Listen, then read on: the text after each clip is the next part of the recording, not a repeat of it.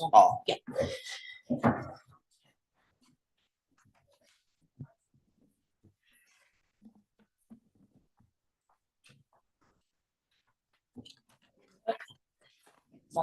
Okay, we're live streaming. So welcome everyone to the monthly Buller District Council meeting. Before I open the meeting, we have two members of the public who wish to speak to us in the public forum. First is Alan Donaldson, and then we'll hear from Cara Findlay to speak on behalf of the West Coast PHO. Alan, 5 minutes, mate. Yeah, councillors, thank you for giving me the time. Right, this is 400 mil pipe. This is 310. This is 150 flat hose that people have spoken about. We have a pump, we have a flat hose, and we pump water out the northern branch of the old way into the southern branch and down the tunnel. That there costs a lot of money. The good news, just recently, because of your approval and so forth, we've had funding. We found a tunnel that went from the northern branch through to the southern branch. Here was number one tunnel. That was dug 1908. It was a failure because of the conditions of the church and everything caving in. So they want to run a water race around here. The water race is about 800 to 900 metres long. The tunnel is 340 metres long. A company like Grunt and Hagley can drill straight through there with a 300 mil pipe or a 400 if it's approved. We'll have gravity water from the base of Mount Rockford all the way to Westport. You've done a fantastic job in the past, proving your funding. We now have a brand new pipe in number one tunnel all the way to Derby. No leaks, gravity feed, no diesel, no pump, no electricity. And what your town needs is your support as councillors. I know you do a very difficult job and you do a great job.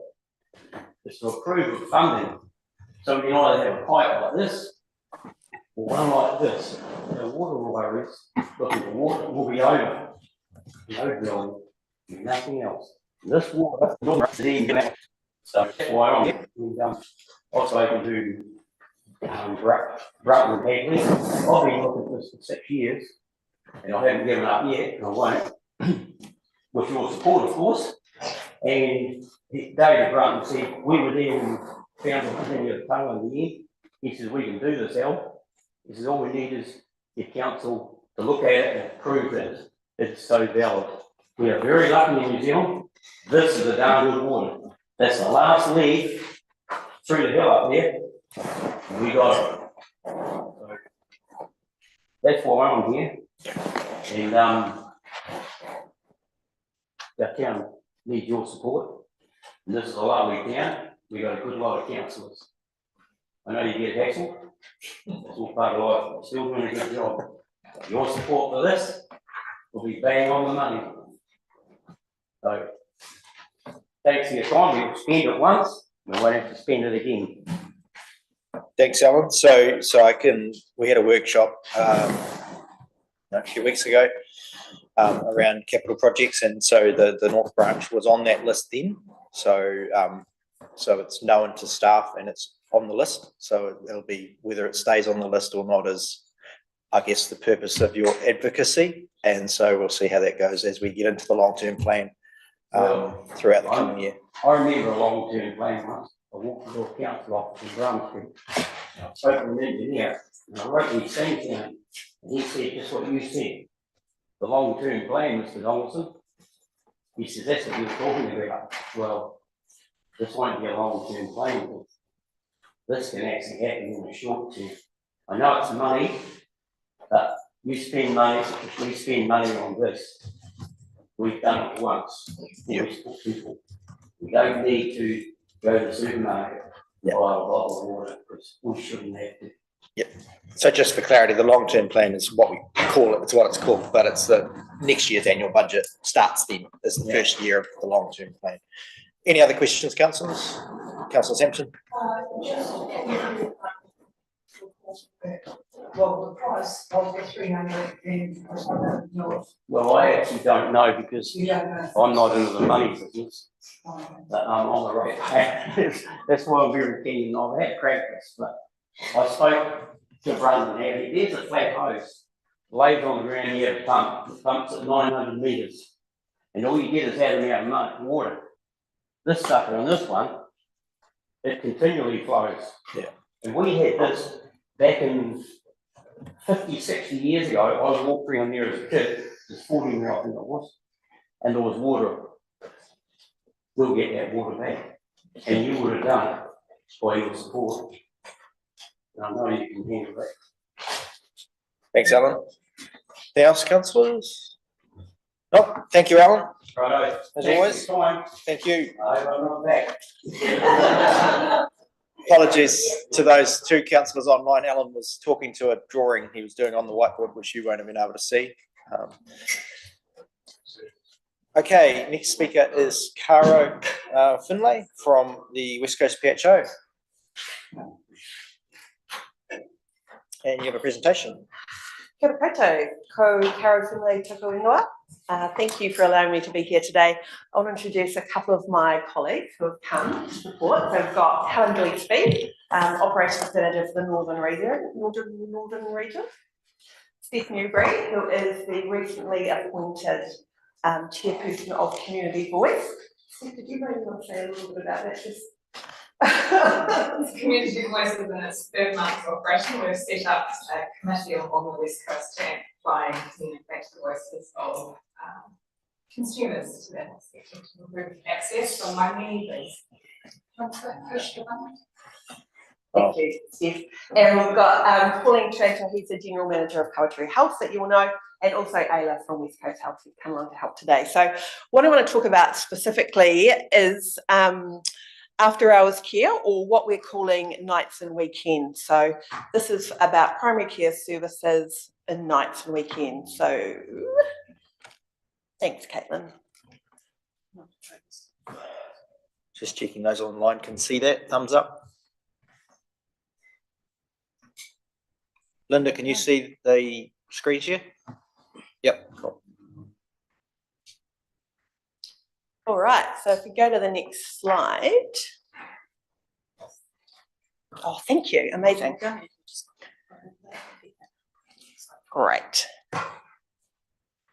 Okay, so just a little bit of explaining first. So what West Coast Health looks after is primary care. So primary care is the care that you access at what we call your primary care practice, which used to be called your GP practice or your doctor's surgery. So it's all the things that you see your GP or your rural nurse specialist or whoever for. So illness, injury, long-term conditions and care coordination, as well as screenings. So this is where I play, so to speak. This is my area of knowledge. And then there are two other areas of health that we're going to touch on today, and that's secondary care, which is care that you access at a hospital, and emergency care, which in rural areas is provided by a service called Prime. And Prime is a service that is contracted by ACC and Te Wharaora through Hatahone St John's to be available to treat people in an emergency situation and transport them back to a hospital or other facility if required. So if we go to the next slide, oh, that's me again. If we go to the next slide, what I'm talking about today, I just want to highlight, so there's no changes to secondary care and there's no changes to emergency care. Okay, so again, what I'm here to talk about today is just primary care. So Monday to Friday, 8 AM to 5 PM, the services that you access through your primary care practice remain exactly the same. What we're talking about here specifically is nights and weekends. And on nights and weekends, what we're saying to the public is you now use Ka Ora. So I've done a bit of a quick comparison about the weekend clinics in Ka Ora, but let me explain Ka Ora first. So Ka Ora is what we call telehealth, and it's a national contract for the whole of New Zealand, but only accessible to people in rural areas. And what it is it's open 24/7 on weekends. It's also available at nights, on the weeknights, and it's available 24/7 public holidays. And so what we're saying on the West Coast is that Kaora will actually become the first line service for the weekend clinics. So the weekend clinics used to be open for 2 hours, and what we're saying is that they will now shut and that people will access healthcare via Kaora for their primary care services for the weekends and overnight. Now, really critical, I'm going to jump to the bottom line now. An in-person service remains available. So if the Kaora clinician can't resolve your complaint, they will refer you to a clinician who will be stationed at Te Raukawa, one of Helen's team, and that clinician will be able to see you in person to hopefully resolve your complaint. So that's a really critical point that I just wanted to make sure everyone understands. I guess when we compare the weekend clinics with Kaora, you can see that Kaora is cheaper. So it's $50 for an adult as opposed to $67 to $78 in Westport, actually up to $100 in Greymouth as well. It's cheaper for person over 65, it's $19.50. And a community service card holder, it's $19.50. And for all of the under 14s, the care is free. Now, I guess one of the things why we think Kaora is a good choice is that people can get access at home, so they don't need to transport themselves to a weekend clinic. The other point that we would make is that when you go to your primary care clinic on a Sunday, the clinician actually dispenses medication from what's called the prescriber's own supply, which is medication that they have authority to dispense from their clinic. Now, it's a limited range. For instance, they might have 1 or 2 kinds of antibiotics, as opposed to at a pharmacy, they will have a much broader range. So at the weekend clinic, you've got a limited range of pharmacy, and under this new system, the Kaora system, for the first 12 weeks, what we're trialling is that Westland Pharmacy will fill all the scripts so that they have access to the full range of pharmacy, and that then West Coast Health will courier those scripts to people at their homes. And again, in Westport and Greymouth, people who live rurally, the RNS system still remains in place, and all that's changing for them is you would ring the RNS service and get what's called triaged by one team. Now you're going to be seen by another team, and rather than referring you on to care, hopefully that team, the Kaora team, will actually be able to resolve your concern before passing you on to the rural nurse specialist. The other points of comparison is, of course, you have to wait for an appointment when you go to a weekend clinic, and when you're at home using Kaora, you can schedule an appointment when suits you. And I guess the final point that I would make is we're shutting the weekend clinics for a reason, okay? The reason is they financially cost too much money and it is too difficult to staff them. And so we have made the decision, rather than to let the clinics close down by themselves, is to work together with everyone on the West Coast, particularly the other service providers, to put in place a system that allows the service providers to care for people during the week and also make sure that there's a good service available to people on the weekends that doesn't require them to lose money running a clinic, and or make sure that they've got enough staff to focus on staffing the weekday clinics adequately. So that's the reason why we have decided to go down the Kaora route. But again, I come back to in-person service is always available. So a little bit more about Kaora. They're an extension of your local primary care practice. They partner with everyone, so they do what's called an onboarding process. So they learn about how the practice operates, so that they can provide really good care and link in with the practices. I mean, they're all New Zealand health professionals. They're either GPs or emergency doctors, and they can do everything else that your normal GP does. So prescribe medication, order tests, refer you on, all that sort of stuff. So they're telecare specialists. So they run a bunch of other services, like one called Practice Plus, which is quite common in urban areas. And they also run something called Emergency Consult, which is for emergency specialists. So this is the information that we're sending out to the community to understand how Ka Ora works. So every letterbox on the West Coast will get this flyer that explains how to access the service. This QR link will take you through a page, which I'll show you later. There's also a little bit about information about West Coast Health. What we've heard is that people are keen to learn more about what a primary care practice is, as well as seeing a GP or a practice nurse these days. You might see a nurse practitioner, a pharmacist, a health coach, or a HIP. So we're just using this this opportunity to sort of educate people a little bit more about what the healthcare system looks like. And that one over on the right is a fridge magnet that everyone is going to get to on the fridge. This is just some examples on the posters that will be going up around the place for people to be able to learn about the new service. So this is our website. This is West Coast Health. After hours care, I've highlighted there. So again, extra primary care practices. So our website is about trying to help people access care.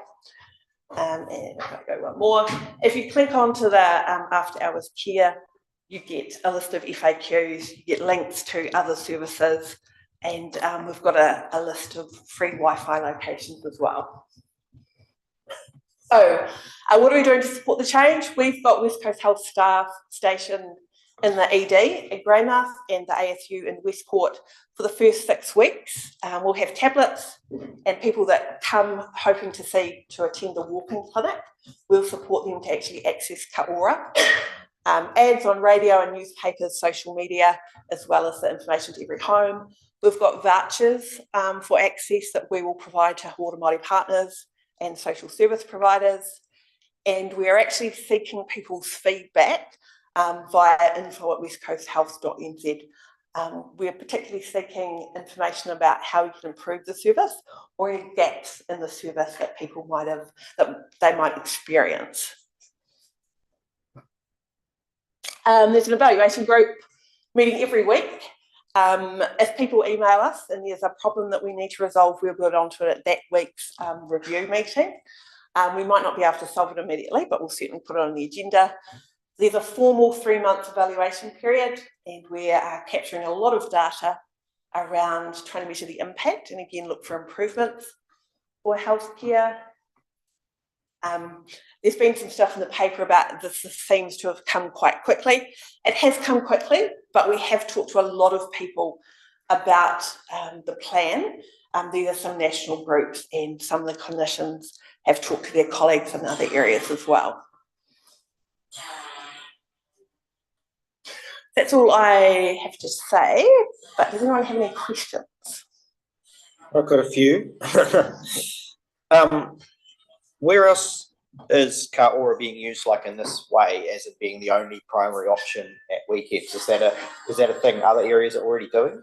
In Taupo, but we thought that's a different area, so I wouldn't say that it's completely similar to the West Coast just because of different geography. It's also being used quite heavily in South Canterbury as well. Yeah.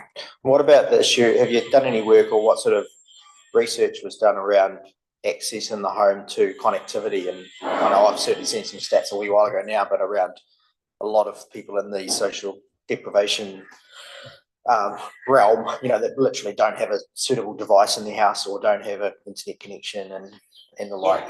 Are we comfortable that everyone would have access to Ka Ora? So there's an 0800 number, so we are hopeful that most people have access to a phone.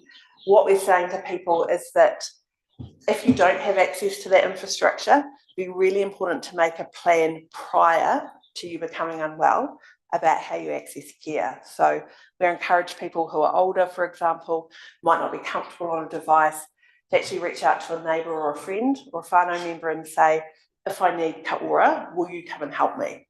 So we do acknowledge that there are some people who won't have either the technology or the confidence to do it. And we're just encouraging those people to make plans beforehand, or as I said, use the 0800 number. And I'll ask the Reefton question before Reefton does. So this applies in Reefton as well. So what are the options for a Reefton resident who gets triaged through ka ora and they say, actually, you need to see someone face to face? They have to always are going to have to drive over the De Grey or through to Westport? No, they will have one of the practice nurses will be on call. Okay, thanks. Any other questions, councillors? Councillor Howard? I just wondered how the courier, or the, Other one. I was just wondering how the courier is going to work. What sort of the delivery thing? Are they going to compile prescriptions over a whole day? So, you know, what's the frequencies, and, you know, is there any benefit for waiting for Monday to the local? Yeah, no, so prescriptions will be filled up until 11:45 a.m. on the Sunday, and then they'll be delivered. So most people in Westport will get them in early afternoon. If they require an urgent prescription after that, they will be referred through to the in-person service at Te Reo. Councillor Sampson?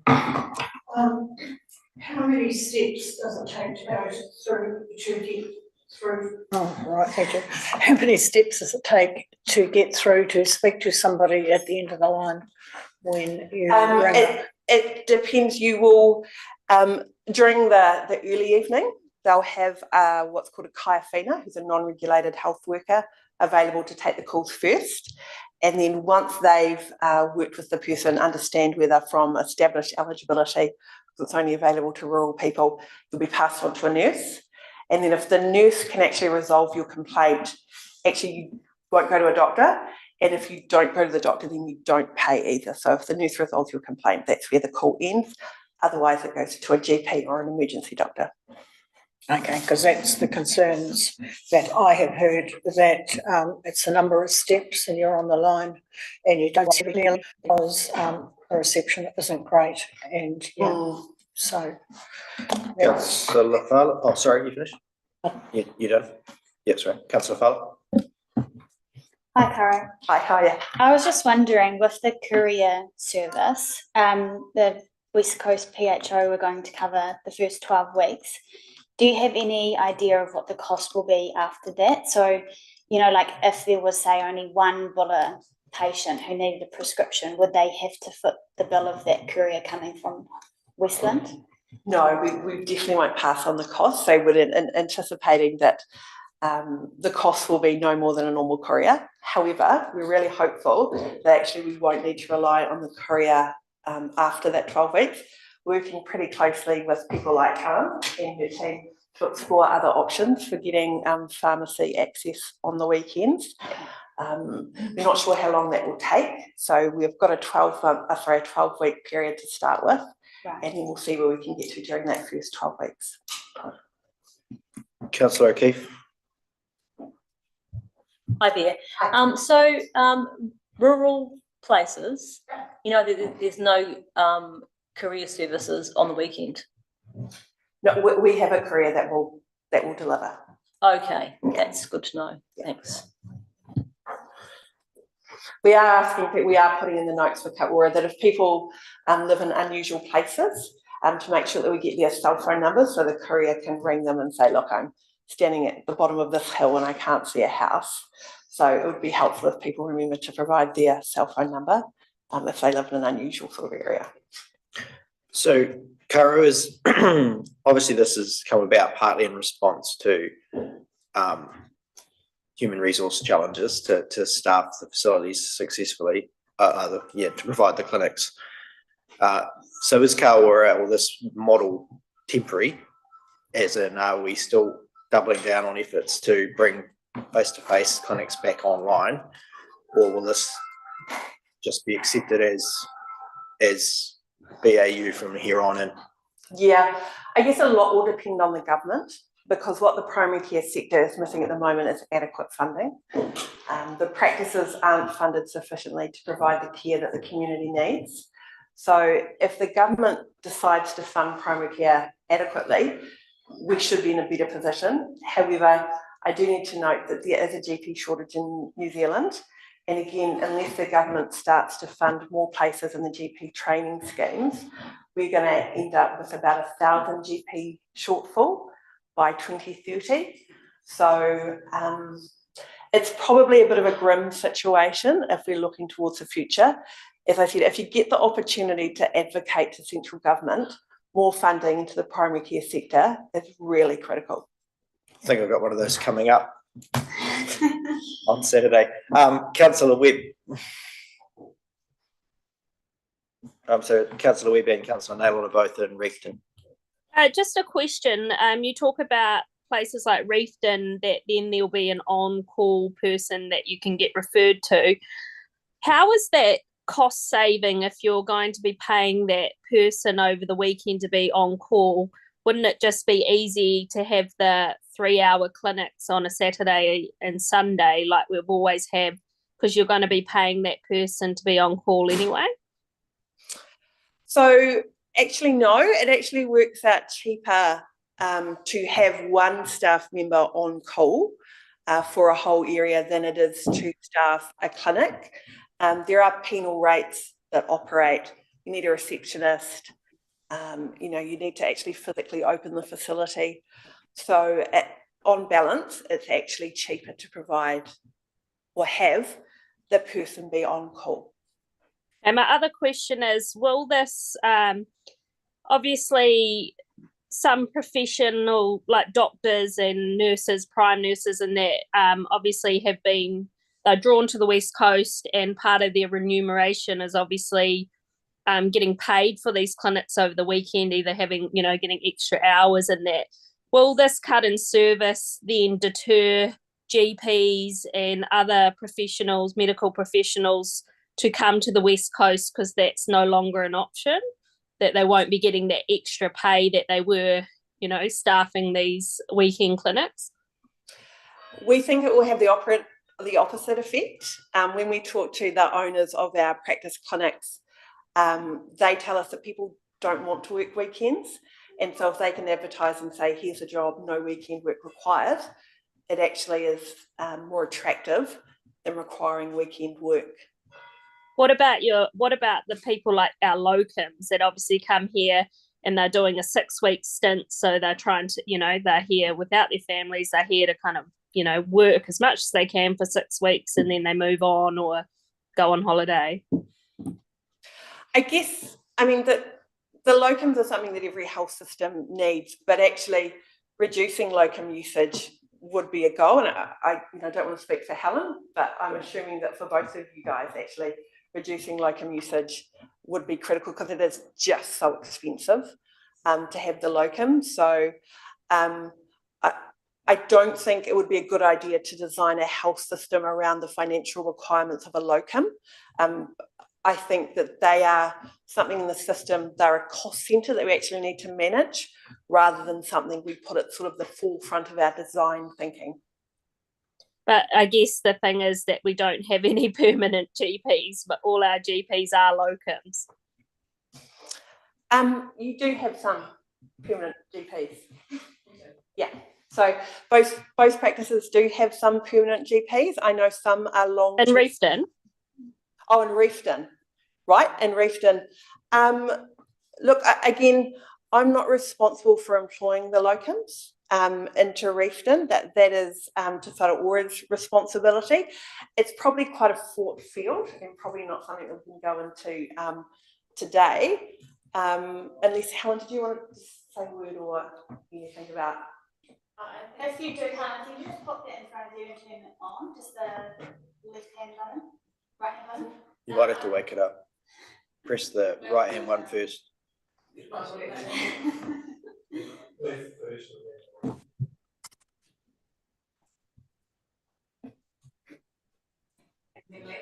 Now to what? There you are. You're starting. Wrong. reality is that for all of us as employees, there's a work-life balance thing that comes into this. So if one of our locums, for example, is working a long stint, then working 7 days a week isn't part of anybody's gamut. In the region context, it's not our GP who provides that weekend care, it's our nursing staff. The locum pool across New Zealand is diminishing very quickly. So that's one of the other factors that's come into play in terms of secondary and for us in primary, not sure if I could explain, but that pool was significant during COVID times because there was not the same travel opportunity for them. Has changed dramatically in the last 6 months. Does that help, Linda? Yeah. Okay, we need to sort of get close to wrapping this up. Councillor Howard? And just that payment, because obviously a barrier for a lot of people is how do I pay for this appointment, or if I haven't got the money, and you said about vouchers, but take us through the process on your payments, your options and how you do it. So there's a couple of options. I guess the best thing about Kaora is, well, one of the good things about Kaora is they do have a paper invoicing system as well. So for older people who don't want to put credit card details into the computer, they can actually be sent a physical invoice and they can pay on the invoice. So prepayment is not required. And if people can't, you know, if the appointment falls at the wrong time of the month in terms of their income cycle, they can ask for an invoice to be sent out. So the care won't be have any barrier of cost in front of them. Then is there like an online one too? Like, do you have to go onto the website or? Yeah, there is. So you go onto kaora.co.nz and it will prompt you to enter your credit card details and select a time. What we're suggesting that people do in the first instance is ring the 0800 number and they can sort of help you through the process the first time and provide a bit of advice and support if people aren't confident just going straight into the internet. So the ones that are getting the paper invoice, like, I guess that's the means of being able to use any NGO vouchers or anything like that. But also, do they have to post that off, or is there a local place they can pay their account? Great question. I'm not sure. I'll find out. We'll put it on the FAQs on the website, so that because I'm sure it'll be asked again. There's no checks anymore, is there? No. No. How do people? I mean, I wouldn't know how people paid bills, but we'll find out and put it on the FAQs. Thank you. Councillor Naylor, do you have anything? I'm sort of like closing remarks. Nope. Okay. Thank you. Thank you for that explanation. Thanks.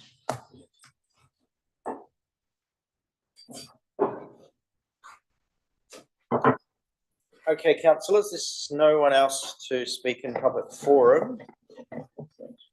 So I will we'll discuss those at the end and any responses we will provide.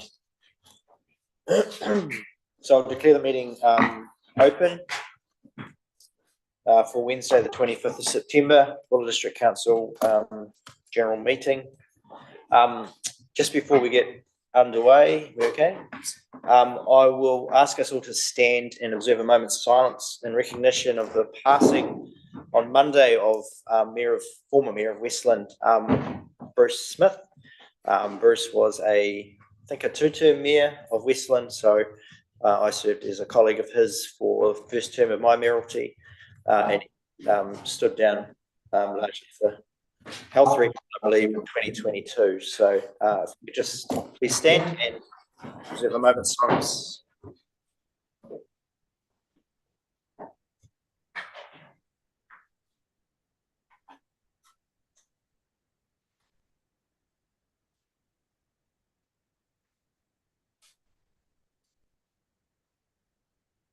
Thank you.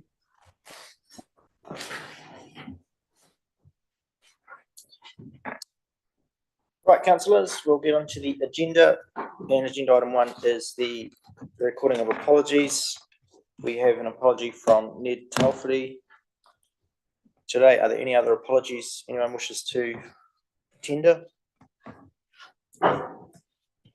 None, I'll move we receive Ned's apology, seconded Deputy Mayor Basher. All those in favour? Any against? It's carried unanimously. Members' interests.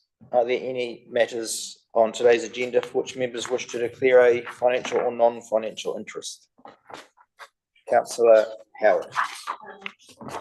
The community grants and the accountability reports, on the trustee with Revitalisation Trust, which is an accountability report, and also applications from community and membership. So I won't take place in voting on those. Thank you.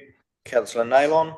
Yes, thanks, Mr. Mayor. I'm actually on the executive committee of the Reefton Sports Park, and we've got a fairly hefty application in for the community grants. So I won't take part in any of the decisions for the community grants. Thank you. Any others? Councillor Sampson. And I'm involved with the Caribbean Historical Society. So,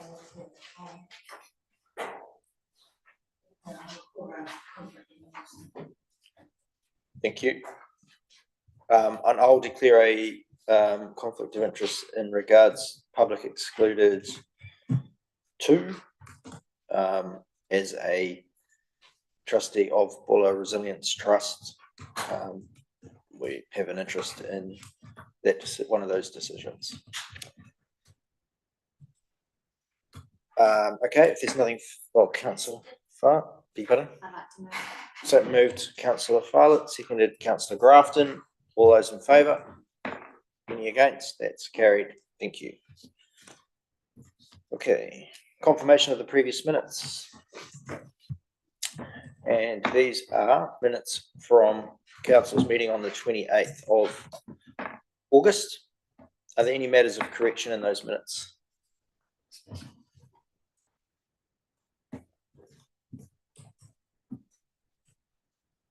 Good job. Somebody like to move they are a correct record? Councillor Grafton, second Councillor O'Keefe. Any discussion? All those in favour? Any against? That's carried unanimously. Thank you. Right, agenda item 4 is Council's action point report. Right. What have we got here? Punakaiki Campground. Required today. Have we got an update? Anybody? What's that one? This is the Punakaiki Campground progress with upgrading the Punakaiki wastewater treatment plant. There's a little bit there about. Oh yes, it's there. Sorry. Yeah. The update's there. Yep, we're well underway with that. Yeah. Yep. Sorry, I didn't realise that was as current as it is. So that is materials are being delivered to site, and it's due to start in the near future. Okay, the next one, that's not till October 30. There is an explanation there around deferring that until after the wastewater treatment has been dealt with. And the other one isn't until the 18th of December. Action point 26. Anything further? Okay. Sorry, Councillor Naylon. Thanks, Mr. Mayor. Can we just have clarification on the lease, whether the renewal of the lease is a staff-only process, or will it require council input?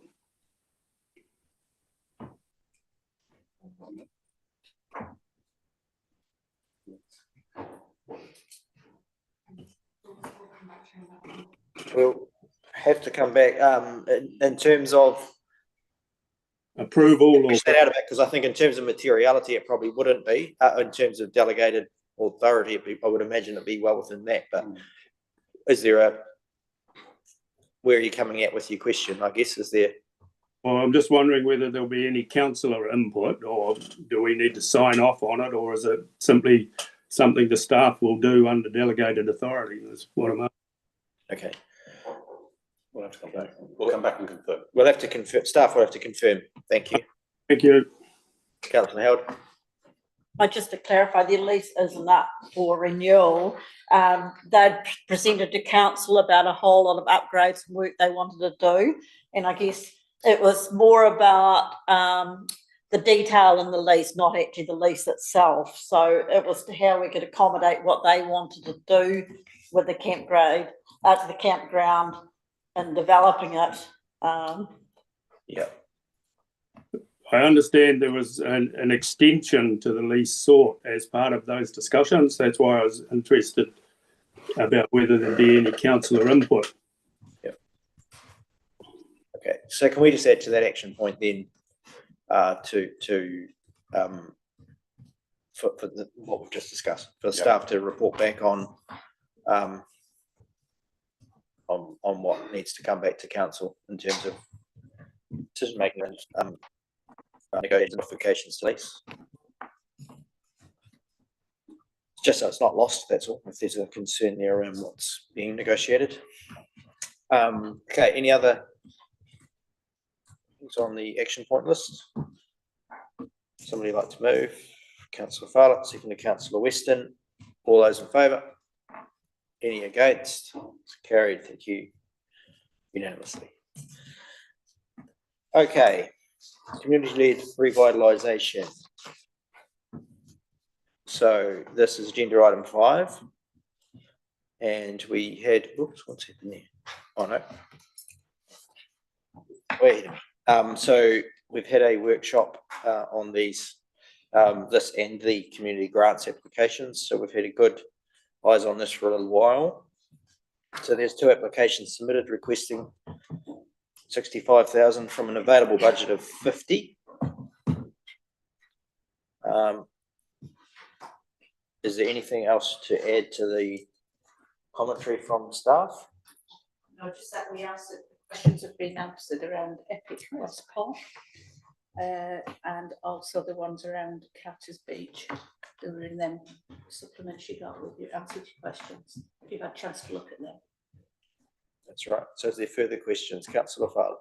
So can I just clarify, because I think we ask this every single time.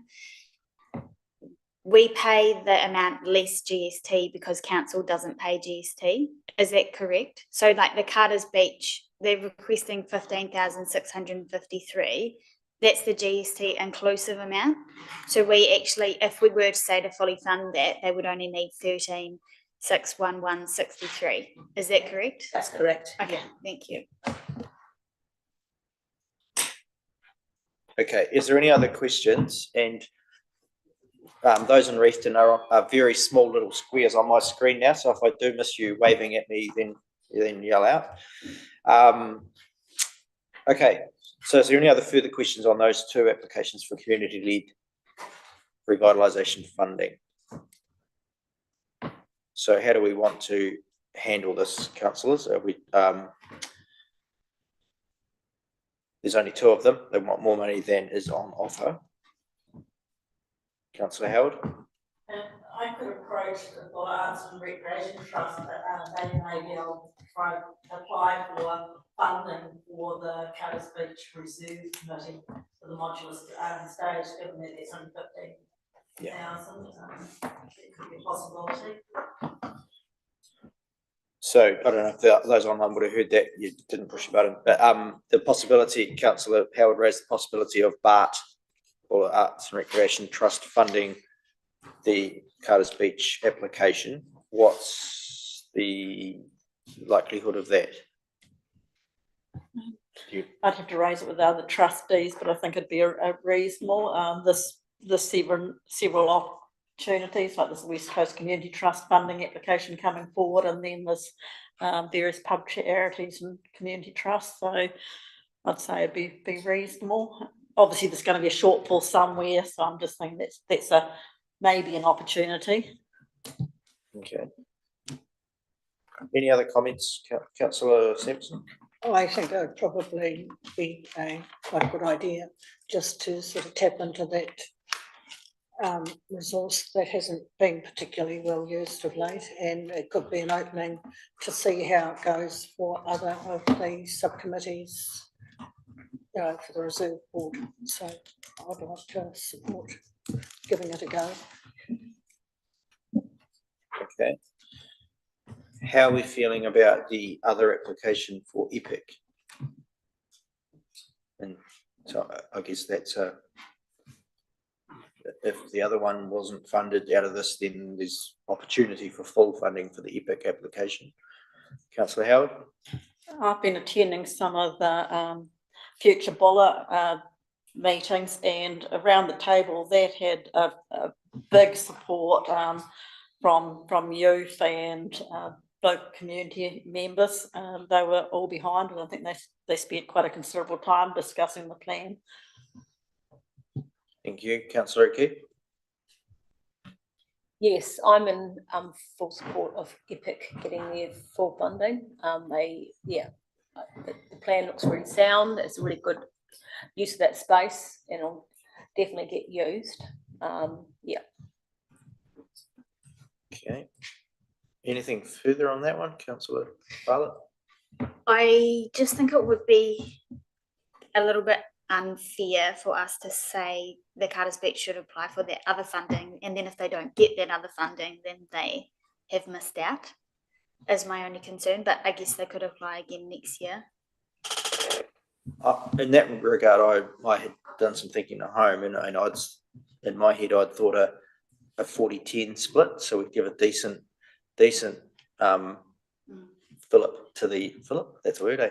To the Carter's Beach crew, but leave them, a little bit of fundraising to do through raffles or whatever, but that would be achievable, and a $40,000 amount to Epic. That was where I landed. Councillor Grafton. So if we did that, is Epic able to access that fund you're talking about as well, Joe, or not? If we do that to try and even it up, can they then both achieve? I don't think BART is a fund. It's just another trust that could apply to, to the pub charity or whatever fund. So would Epic be able to top up as well? Councillor Howard. I just thought the Carter's Beach one was a nice, tidy application. They've got all the quotes and everything there. I think that would be a far easier thing for them to apply for than a partial fund with other funders being involved, by doing Epic. Councillor Grafton. So again, going off what Annalise says, it's hardly fair if we throw it all at Epic and then Carter's Beach can't. And unless we know that here today, then how do we make a decision? Councillor, Deputy Mayor Basher. We have 50,000, and we're going to slice it some way. I think the assumption is that we're going to spend the money, whether we do it Jamie's way, which was my first thought as well, to give them both some decent crumb, both about the same percentage actually, or we give one 50,000 and the other one that if we do the 40-10, then they can both say they're unhappy because neither of them have got everything they want. But we've only got 50,000 to spend, so we've got to slice it some way. And Joe's actually provided a fairly positive outcome about our outlook for the Carter's Beach request. So I'm okay with that as well. I see Graham's come off mute. I don't know if you had something to chip in. Yes, thanks, Mr. Mayor. Just a little bit of a concern. Some years ago, there was quite a lot of money spent and quite a few urban design plans done for that Lyndhurst Street intersection there, right through to the port. And I just wonder, have they been sort of put in the bottom drawer, and how does this Epic plan fit in with those? That's my concern on that side. In terms of the Carter's Beach, I think I voiced it last time, really concerned that, they're 10 minutes away from the NBS Theatre and a few more minutes away from the Perk Centre, and yet they seem to be setting up an independent recreation centre out at Carter's Beach. And, just annoys me a bit that people who live further away, like in Angahua Junction, can't get any money. So I won't be supporting the Carter's Beach, and I'd really like to know how the Epic one fits in with those earlier urban design plans, or are they being shelved? So what I know of the EPIC proposal, it's not cutting across any of that. They're largely tidying up an area that's inaccessible at the moment. So the rest of the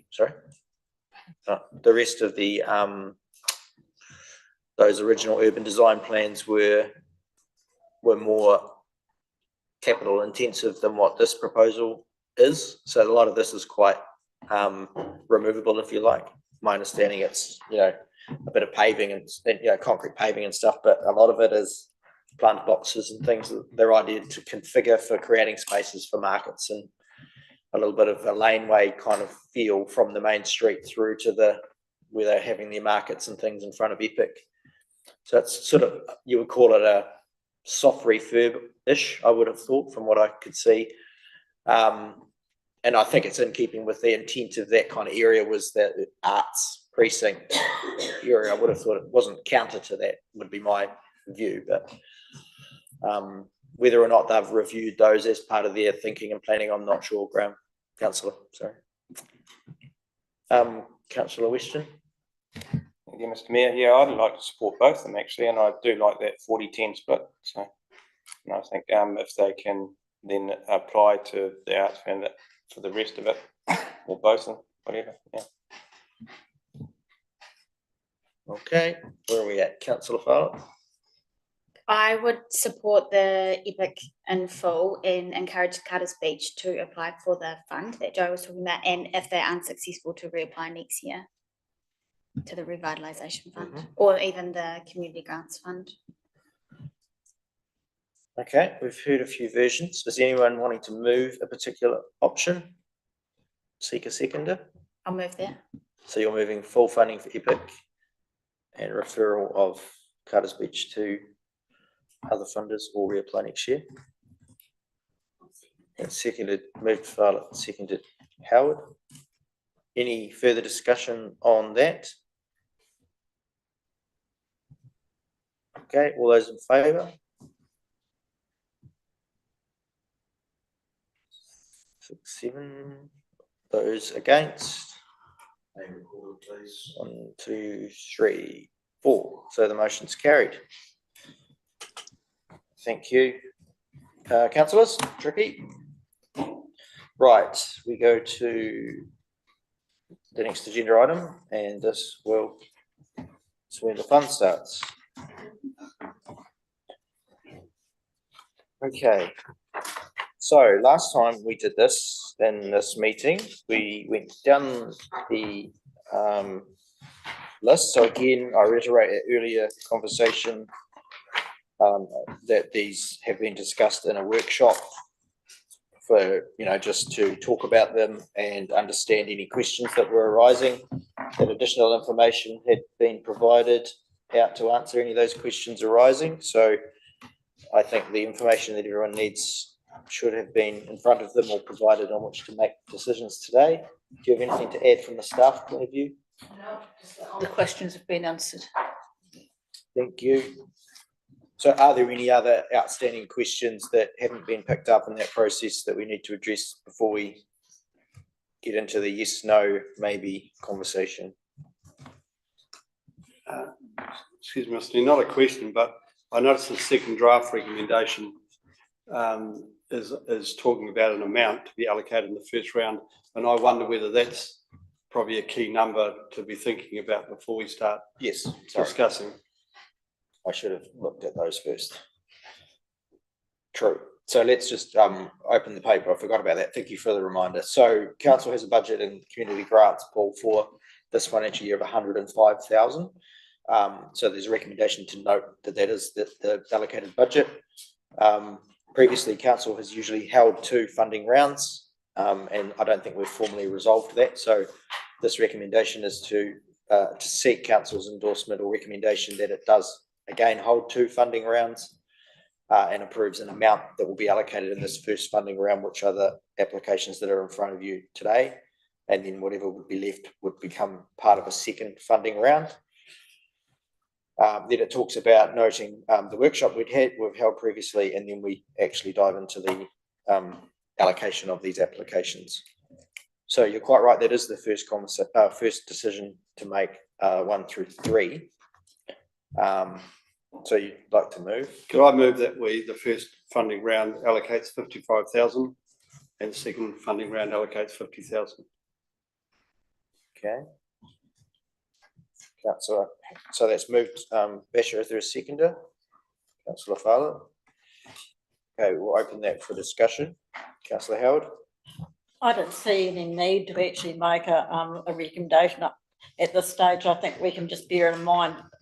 I'd be happy to look anywhere between 40 to 60% of the fund. So I'd suggest we work through our applications, look at the amount that we have come to, and so rather than do a fixed one now, reflect back on what the amounts are, and if it's within that 40 to 60% of the total fund, I think that's acceptable. We'll make a decision at that stage. Okay, it's been moved and seconded at 50 plus 55, so I'll take that it should be against. 55. Oh, beg your pardon, the other way around. Can I just have, anyone can speak? Yep. I think that's that we could do that, but I know when I'm looking at the numbers, I'm actually thinking about what the total spend is when I'm actually looking at the numbers and deciding what I want to support and what I don't want to support.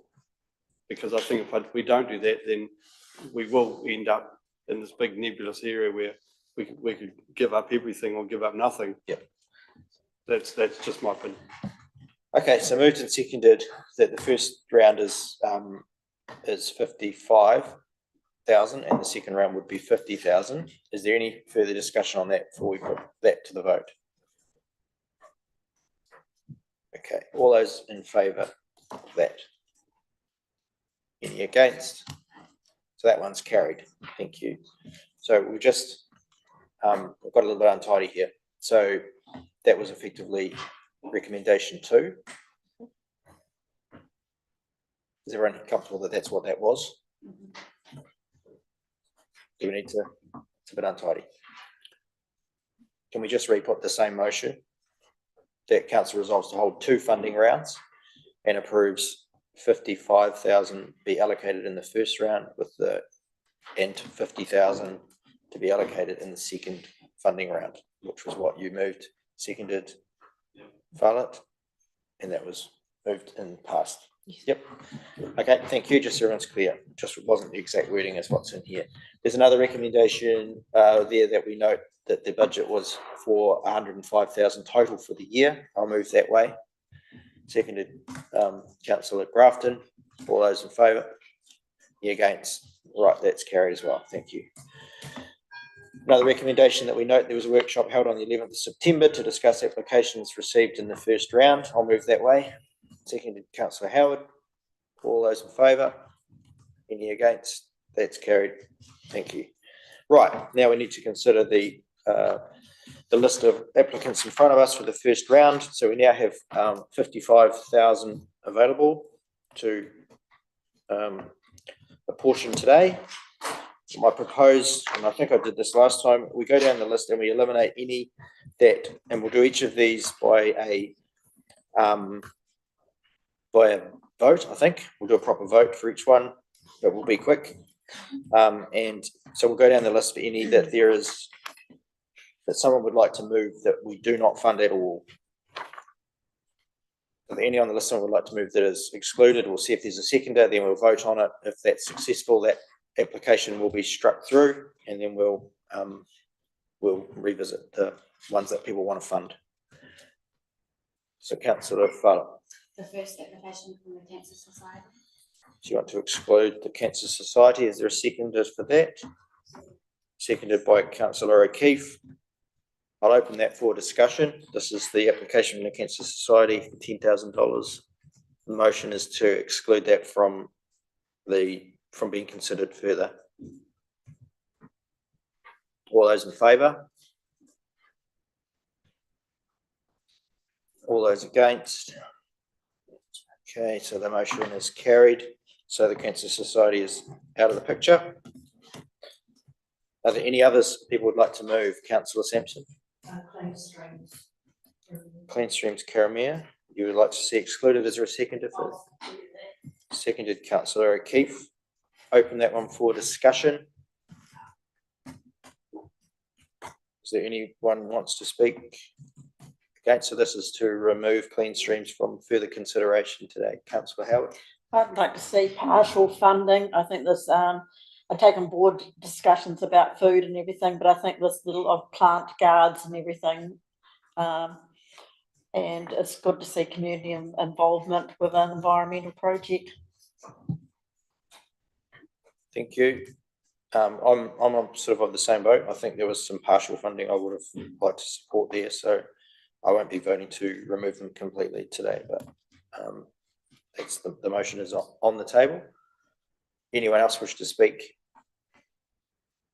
I'll speak to excluding that. Yep. Reading through it, for instance, the water. Can you just push your button, Rosie, just so everyone online can hear? Thank you. Sorry, the water testing is already being done by another group, and I'm just not sure that they spend quite that much. They've got, as far as feeding others that come along, and they do, and they have had some very, very good funding, and I just sort of feel it's one of those groups that have been able to get funding because it's environmental, whereas in some cases, yeah, that's why I'm not supporting it. Yep. Okay, thank you. That was your closing right of reply. All those in favour? In favour of the motion, which is to remove it. So just to be clear, we're doing motions to remove. So all those in favour of removal of clean streams. 2, 4, 5. Okay, those in favour of keeping it in. 2, 3, 4, 5. This motion's drawn. So it's a draw. So it's lost. So it stays in as a partial. Well, sorry, I shouldn't say that. Potentially stays in. He's not participating because he's declared a conflict. Okay, any others that anyone would like to? Councillor Bartlett? I don't really want to say this because I sound like a monster, but I would be in favour of not including number 11, the Food Network Bank. I fully support what Neil does, but I have issues with council putting money into someone's personal bank account. So for that reason, I would like to exclude it. Is there a seconder?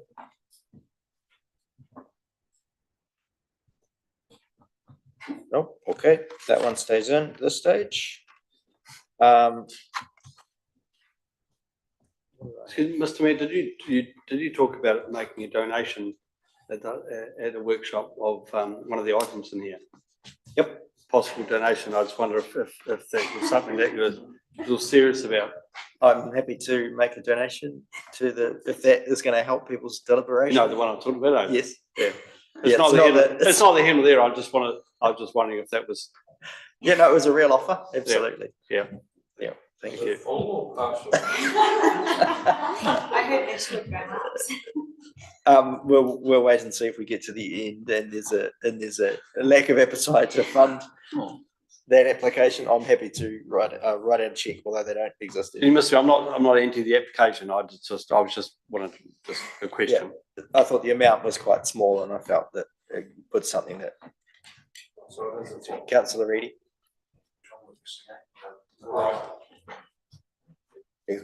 Thank you, Mr. Mayor. Not going to be popular, but number 2, Charleston. Every year they're asking for some money, and I don't have an objection to that. But one has to look at I feel we should be looking at some of the other items first.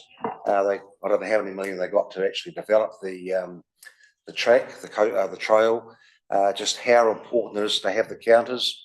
I know it's good to know how many travel through, but just how important is it now, given that we're on shoestrings at the moment in terms of money, and there's some other worthwhile areas down here. So I'm not saying we dump it all together, but delay it for a year or whatever. So I'm just putting that out there. Is there a seconder? Seconded councillor Sampson. This is to remove the Charleston to Westport Coastal Trail Trust from any further consideration. Any further discussion on that, councillor Grafton? Just on that, I think we were told the previous meeting that it is actually needed for the fact that if they can get to that great ride status, then obviously that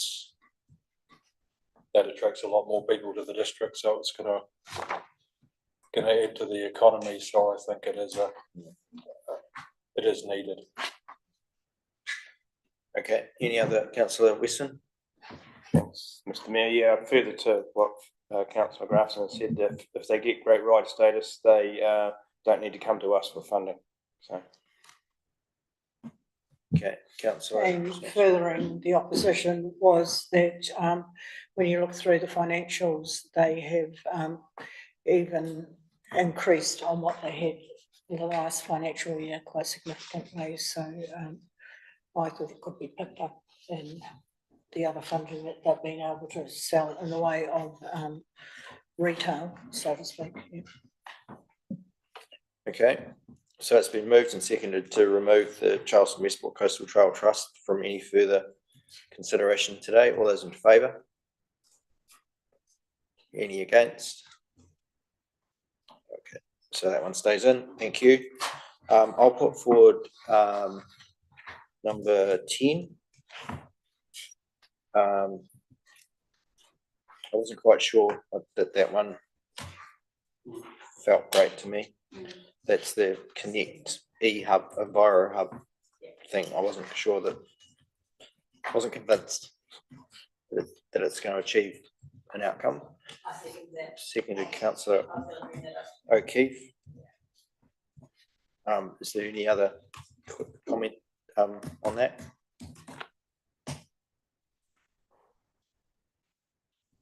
Okay, so this is a vote to remove Kawatiri Nature Environment Communities Trust from further deliberation on the application. All those in favour? Those against? Yeah, okay, so that one's removed.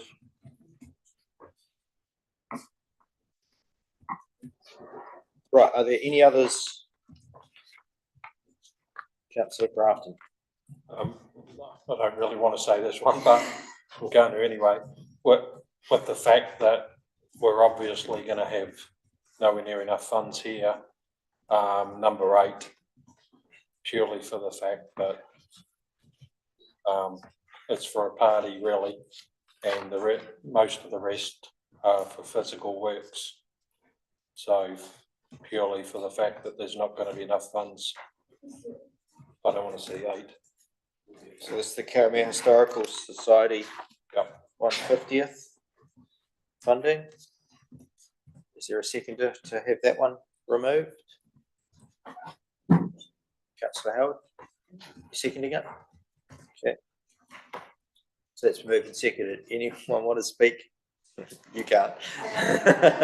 Anyone want to speak? Councillor Reedy. Oh, well, thank you, Mr. Mayor. Someone's still on as well. Who's on? Oops. I don't want to echo. We've had sesquicentennials on for Reefton. We're now looking at one for Karamea. It's a one-off only, and I'm not going to call it a party. It's very wrong to call it that. In my view, we've set the precedent for Reefton. Don't have an issue with it. We didn't have one for Westport last year, and I believe Northern Buller, they often miss out on small amounts of funding like this, and so I fully support the small contribution it is. They have accumulated a lot of funds for themselves. They're asking for a top up now, and I fully support it for a one-off.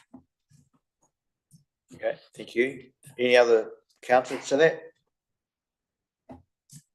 Okay, so it's been moved and seconded to remove the Carnegie Historical Society from further consideration. All those in favour? Any against? Okay, so that stays in. Thank you. Right, is there any others? Right, let's go back to the top then with those. So we've only removed Cancer Society and the Kawatiri Nature Environment Communities Trust through lack of any or not through vote. Beg your pardon?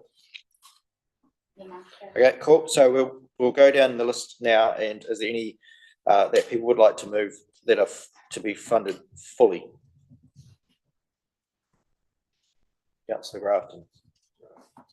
Oh, yeah, I'd be Citizen Advice Bureau. Yep. Seconder. Deputy Mayor.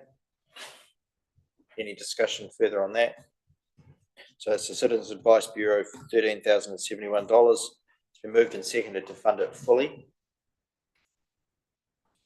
Any further discussion?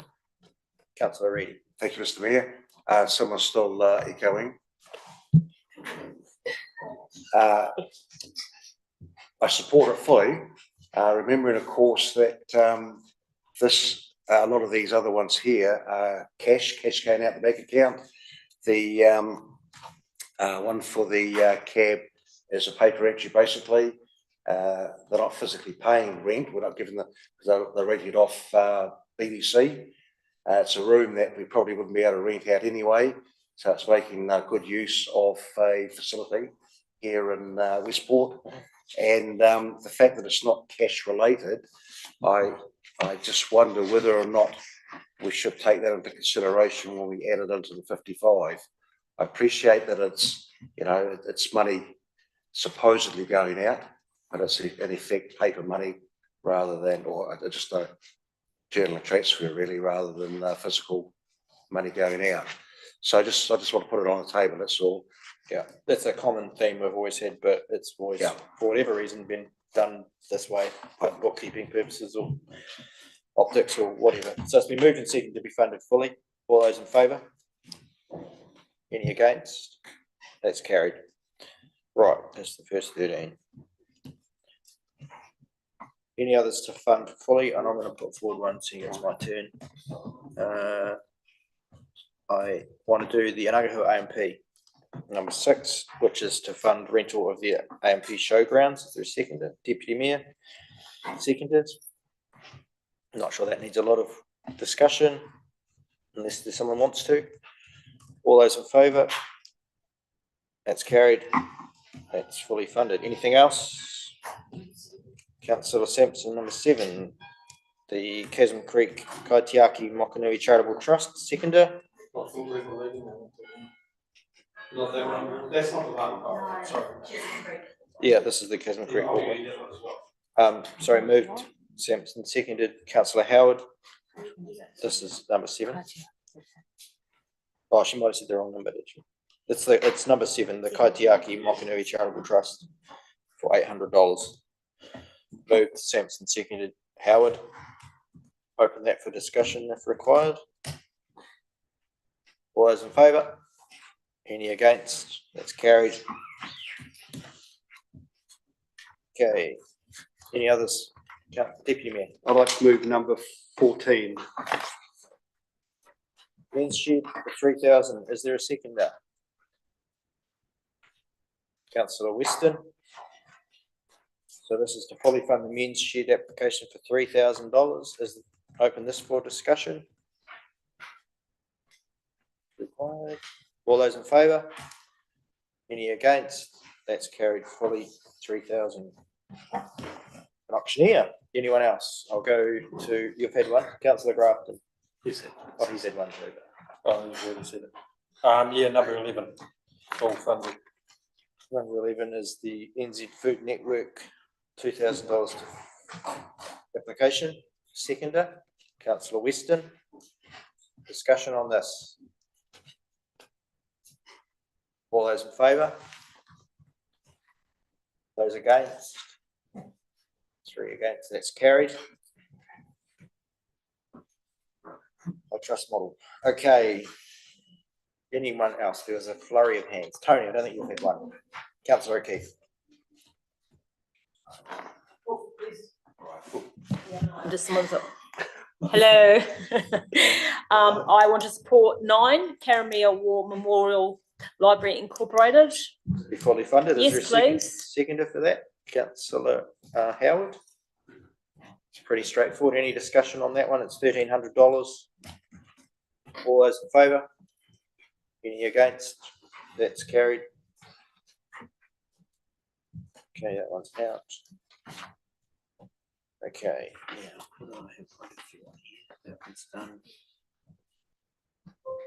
Oh, number 12, is it? Reefton Historic Trust. Have we done that one? I thought this was quite a good idea. Yeah, I think it's a great idea. So I'd like to move fully fund Reefton Historic Trust Board. I second it. Seconded Councillor O'Keefe. That's $2,070. Open that for discussion. Councillor Webb. Yeah, I think it's a good idea. It's a good fundraiser. It'll tidy up where you come in. At the moment, it's just on the left. When you come into Reefton, it will actually be in a better place and more utilised, especially as the transfer station fees and that are going up. So they're actually encouraging people to recycle their scrap metals and that. And they're doing all the work, I guess. Yep, I agree. I thought it has a pragmatic approach to achieving something quite good there. Anything else? Any other comments on that one? All those in favour? Any against? That's carried. 2070. How are we going on a total? Someone can...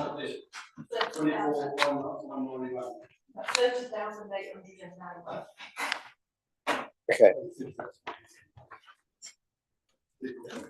That one's out. Okay, is there any others to fully fund before we get to the partials, or Councillor Fowler? Number 5 here. Where are we? Heritage West Coast, which was 10,000. And that's seconded Councillor O'Keefe. I'll open that one for discussion.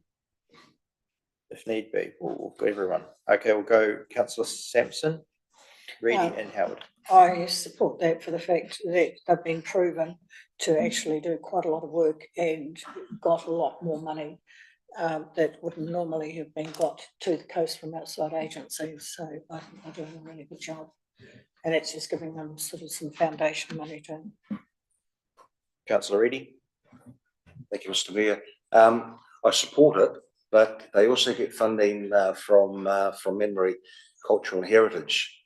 And I'm just wondering whether or not, instead of the full amount, that we take a partial amount, whatever amount the table feels fit. But there is considerable funding that they receive from the ministry. The concept's good, but just at this particular point in time, we're looking at penny pinching. Yep. Councillor Howard. I think there's funding from outside. Once was for the previous years, that funding's no longer available to do this coordinator. My only hesitancy is that individually we put quite a sum of money into all the museums in the district. I support it in this case because they've done a terrific amount of work and they've done a lot of work into making the museums sustainable. So I'd like to fund in this instance, but I think in the future it needs to be within this allocation we do to museums. Okay. Councillor Webb, I see you've come off. I kind of agree with Councillor Reedy there. Like, they've obviously been able to get a lot of money through lotteries and that. So I wonder whether there are other people on the other organisations on the list that might not be able to get money off places like lotteries and that would be a better fit. Yeah. Okay. Councillor Fowler. I think having this coordinator helps unlock that money from lotteries, because a lot of these people are working in isolation and they don't know how to apply to lotteries and what paperwork's involved in. So the Heritage Navigator actually helps unlock that funding. So it's crucial to enabling the museums to carry on. Okay. Second bite. Just one last one, please, Mr. Lee. I hear what everyone's saying, but they'll also be seeking contributions from the other two councils. It's not just from Buller. So the question is, how much are they getting from there? And are we really into paying or contributing towards salaries and overheads. That's all. Okay, councillor O'Keefe. These are some of the questions that you could have asked earlier. And perhaps if you had the information earlier, you could have actually had enough information to support this or not. Okay. So it's been moved and seconded. I've lost track of who did, but Councillor Farmer and Councillor O'Keefe. okay. So it's been moved and seconded to fully fund it for 10,000 Heritage West Coast, largely for our Northern Bullock museums, I think. All those in favour? Those against? So it's carried. It was 5-4, wasn't it? Carried 5-4, 10,000. Is everyone happy with that vote? Okay. Yeah, then it was democratic. That's my question. Okay. I have, what are we, sorry? 20,000 Left, okay.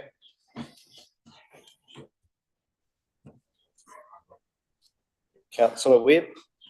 I'd like to put forward that we fund the Reefton Sports Park application. Okay, so I just caution councillors now that we are down to 20,800 left. And so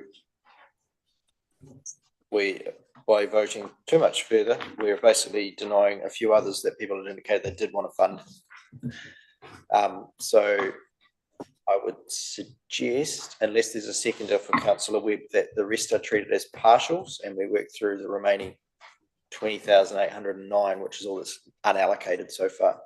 Is that because everybody else got in first, or is that are we committed to fully funding all the other ones if there's not enough left in the pie? Because you've obviously gone round the table. That's my question. No, I haven't gone round the table. I've just sought whoever wanted to move a one for fully funding to see if there was support at the table. They've all been voted on, so that was the way we're working through. I think Linda's moved to fully funded it. Yeah, so that's fine. We can do that. I'm just saying. And Linda deserves to have a right of a seconder as well. Absolutely. So Linda's moved. I'm not denying you the right to move it. I'm just pointing out that that will mean that there's 3 or 4 on here that won't be considered further because there'll be no more money. Okay, so moved councillor Webb to do the Reefton Sports Park 20,000, fully fund 20,000. Is there a seconder for that? Nope. Okay. Is there anything else anyone wants to move? It's to be fully funded. Councillor Grant. Number 15. Number 15. That's the one I was going to fund. Yeah. I'm happy to fully fund that for $550 personally. Okay. So you can take that one out. Just don't let me forget. Okay, I just think it's just tidier. Okay, so that leaves the rest to be considered as partials. How do we want to do that? Yeah. Can I move that we fund one trail counter? Okay, so we're going to start at the top and work down. Oh no, I'm just start anywhere. Start anywhere. 7,600. What 7,000? Bit more than that, yeah. 7,900. Yeah. So this is for No, they're funding one already. They've said they're funding one, and they're asking the money for 2. Yep. So this is for number 2 on our list, the the Charleston Westport Coastal Trail Trust. So the motion is $7,900 for one of the trail counters they had applied for. Was there a seconder? Councillor O'Keefe. So it's a partial fund. Any further discussion on that? All those in favour? Those against? So there's 3 against, was it? So that's carried. Okay. Let's go to the sports park one, if you like. Do you want to go to that one, Linda? Yeah, I think, I'll move that. Sports That park. week. Do you want to suggest a amount, noting that it's, What have we got? so there's 12,900 left? Yeah, I'll move that we go. Oh, it'd be good to give them a chunk of money. I'd go for half. 10,000. So you're moving 10,000 for the sports park. Is there a seconder for that? Councillor Weston. This is for the Revitalisation Sports Park. They applied for 20, offering 10. Seconded. Any further discussion? Councillor Sampson. This is at the start of, I read that they were at the beginning of their applications. So I think it's sort of early in the day that they've got a number of others that in their minutes they're applying to. So I sort of feel that 10's a wee bit chunky at this stage. Yeah.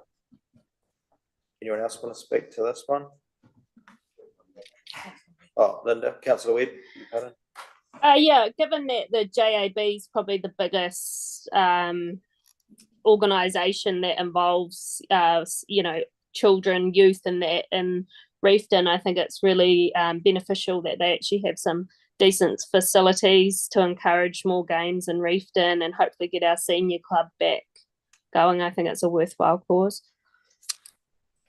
Thank you. Right, that was the closing thing.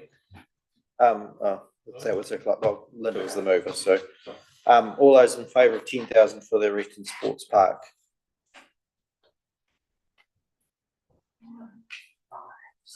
One, two, three. Are you up? 1, 2, 3, 4, 5, 6. I'm getting mixed. I'm getting 6. 1, 2, 3, 4. 5. 5. Those okay. 5, 4. Those against. 4. Yeah. Okay, I think we need to tidy this up, folks. Can I just have a It's clear show very of clear. hands? Yeah, I think we need a clear show of hands, please. So can I have a clear show of hands? All those in favour of 10,000 for the Revitalisation Sports Park? 1, 2, 3, 4. Okay, those against? 1, 2, 3, 4, 5. Okay, so that motion is lost but not eliminated. So let's just, I think it's a partial, well, not a partial, but it's not a no. Let's leave it open for revisit. Okay. What have we got left? Okay, got Carnegie. Beg your pardon, Councillor Sampson. Jesus, sorry, apologies. Councillor Reedy.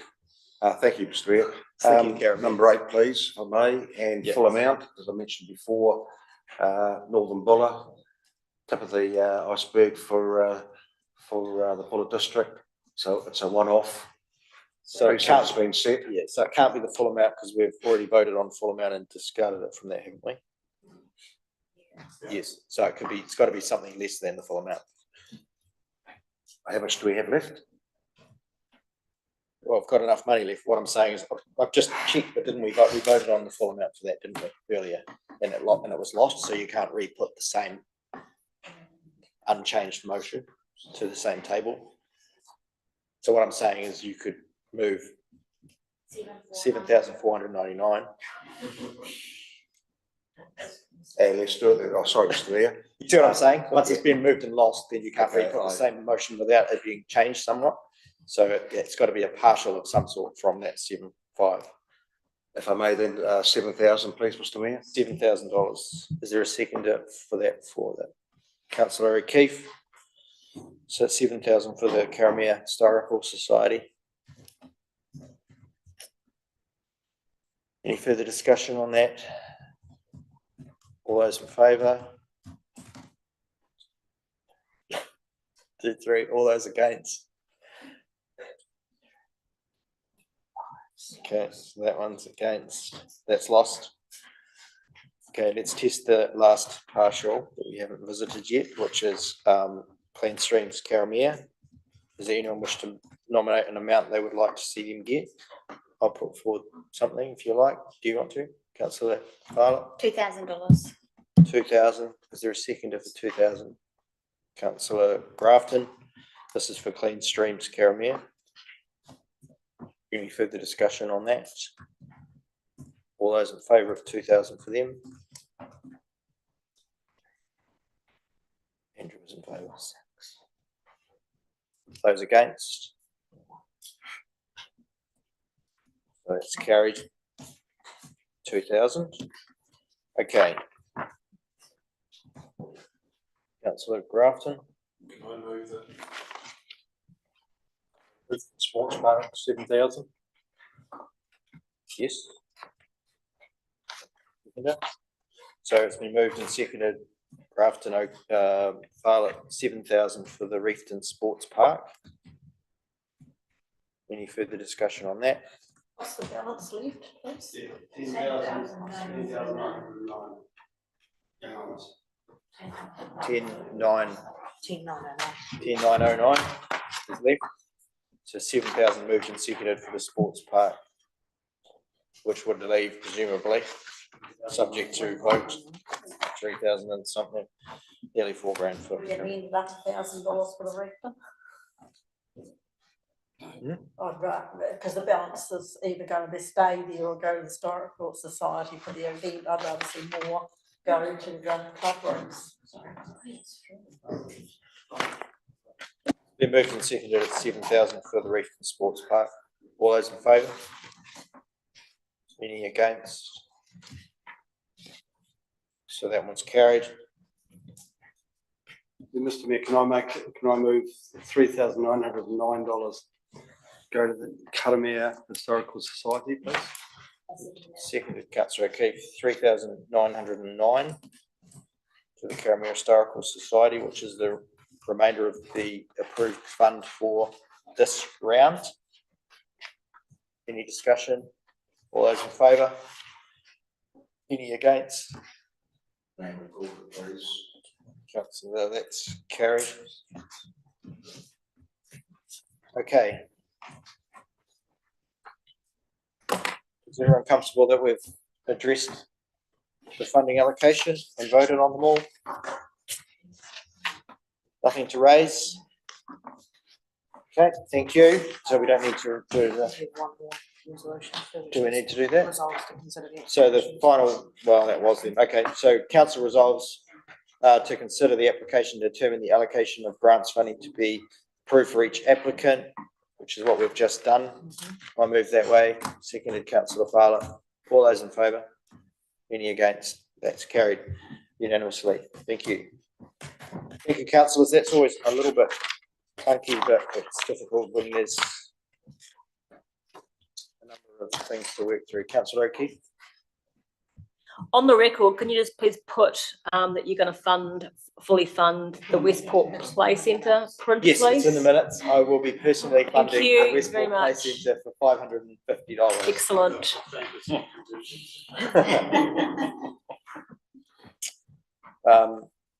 Cool. Right. So we're up to 7, agenda item 7, and these are the accountability reports. Staff, is there anything to add to this report?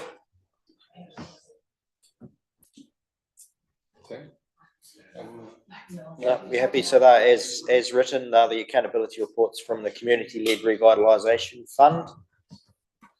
Is there any further or question or anything, or the recommendation is just information? I'll move that way. Any further discussion? All those in favour? Any against? That's carried unanimously. That's addressed those. Okay, now similar thing, the community grants, accountability reports. there. I think we can also take that as read. It is just to receive those for information as part of council process. I'll move that way. Seconded, Councillor Grafton. Open it for discussion. Councillor Howard. I just want to take this opportunity to acknowledge all the community groups and volunteers for all the work they do on our community. Thank you. Excellent. Thank you. They certainly do, and it's good to see the feedback coming through of the outcomes from the little bit of funding we are able to push in different directions. Okay, so it's been moved and seconded to receive those reports. All those in favour? Any against? That's carried. Thank you.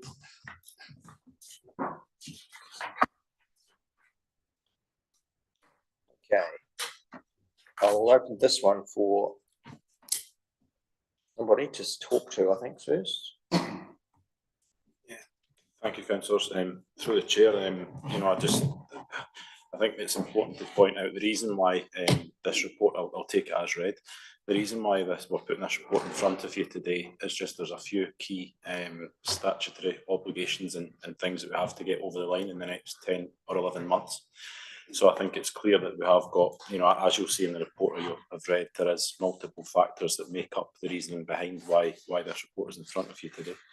Notwithstanding that it's a long-term plan year, we've obviously got some audits to get over the line in the coming months, and certainly the next 10, 11 months. We've legislatively required to get a water service delivery plan to Parliament by the 3rd of September 2025. And also, of course, we do have some resourcing constraints at present, which I know you're all aware of and have discussed previously. And that will have a big impact on our finance team, especially when it comes to the LTP and also the water service delivery plans, and of course the annual reports as well. So, but if there's any questions you have on the report, then please answer, and I'll be more than please ask. I'll be more than happy to answer the questions. Thank you. Thank you. Questions first, councillors. So there's 3 recommendations there. The consideration. I'll go Councillor Sampson first. Yes, on recommendation 3, the fact that you sort of want to create a reserve fund, shouldn't that money be allocated just out of our normal budget rather than, so what is meant by creating a reserve fund and where from? Thank you. I think that is a good question. How does that work in practice? So the intention for this is to be able to set aside that money should you want in future years to go through the rates review, and we won't, if we do that, then we won't have to re-rate for that money.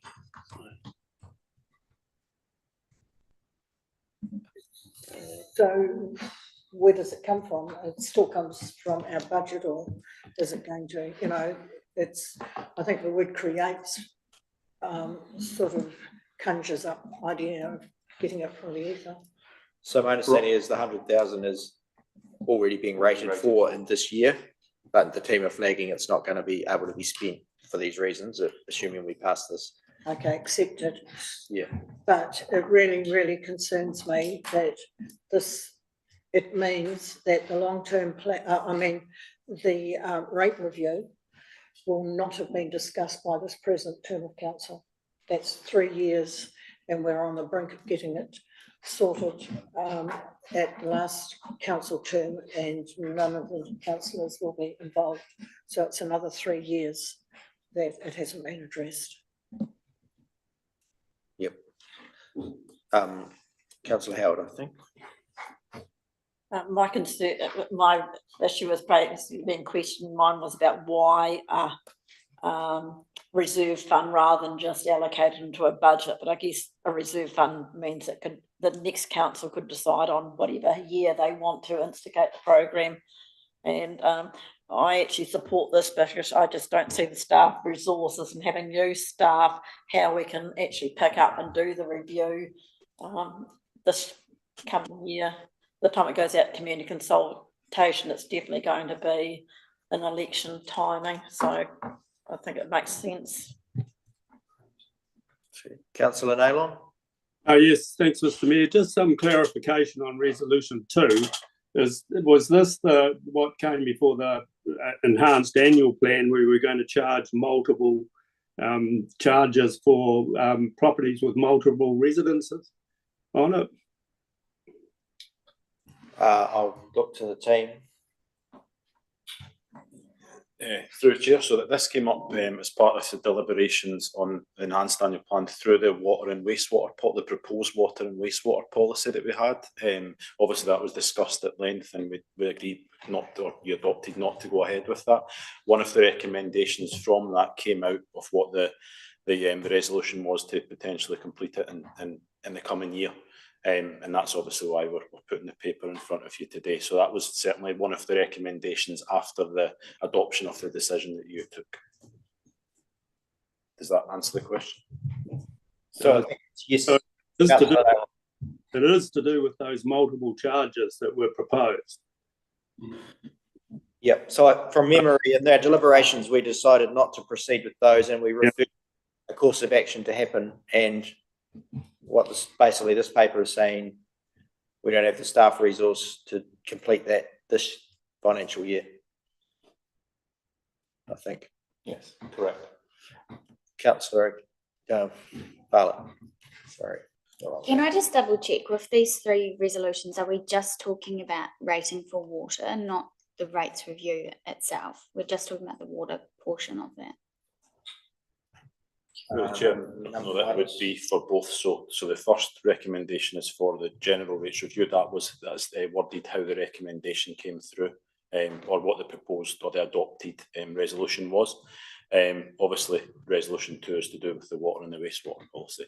So yeah, the first one is a general rates differential system, and the second one is the water and wastewater policy. So it is both the adopted recommendations from the deliberations. So if I just summarise this, just so everyone's absolutely clear, what the effect of these is that the rating system, including the differentials and how we rate for water and wastewater, will not be reviewed as part of this financial year's work plan of our finance team. And you're proposing that $100,000 that was allocated in the budget this year to have started doing that work be held aside, if you like, in a reserve fund for presumably the next council to utilise for that purpose. Yes. Is that a fair Correct. summary? Yeah. Yes. Councillor Grafton. So if there was already 100,000 allocated, hasn't a bunch of work already been done on the rates review? So has some of those funds been used or not?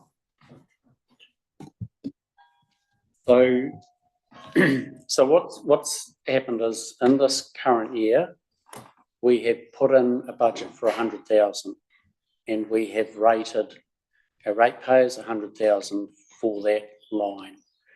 What we're saying is we won't spend that money this year, and the best way, we don't normally carry over operational savings. So by putting it in reserve, it means in future years, if you want to pick that review back up, you won't have to re-rate the ratepayers.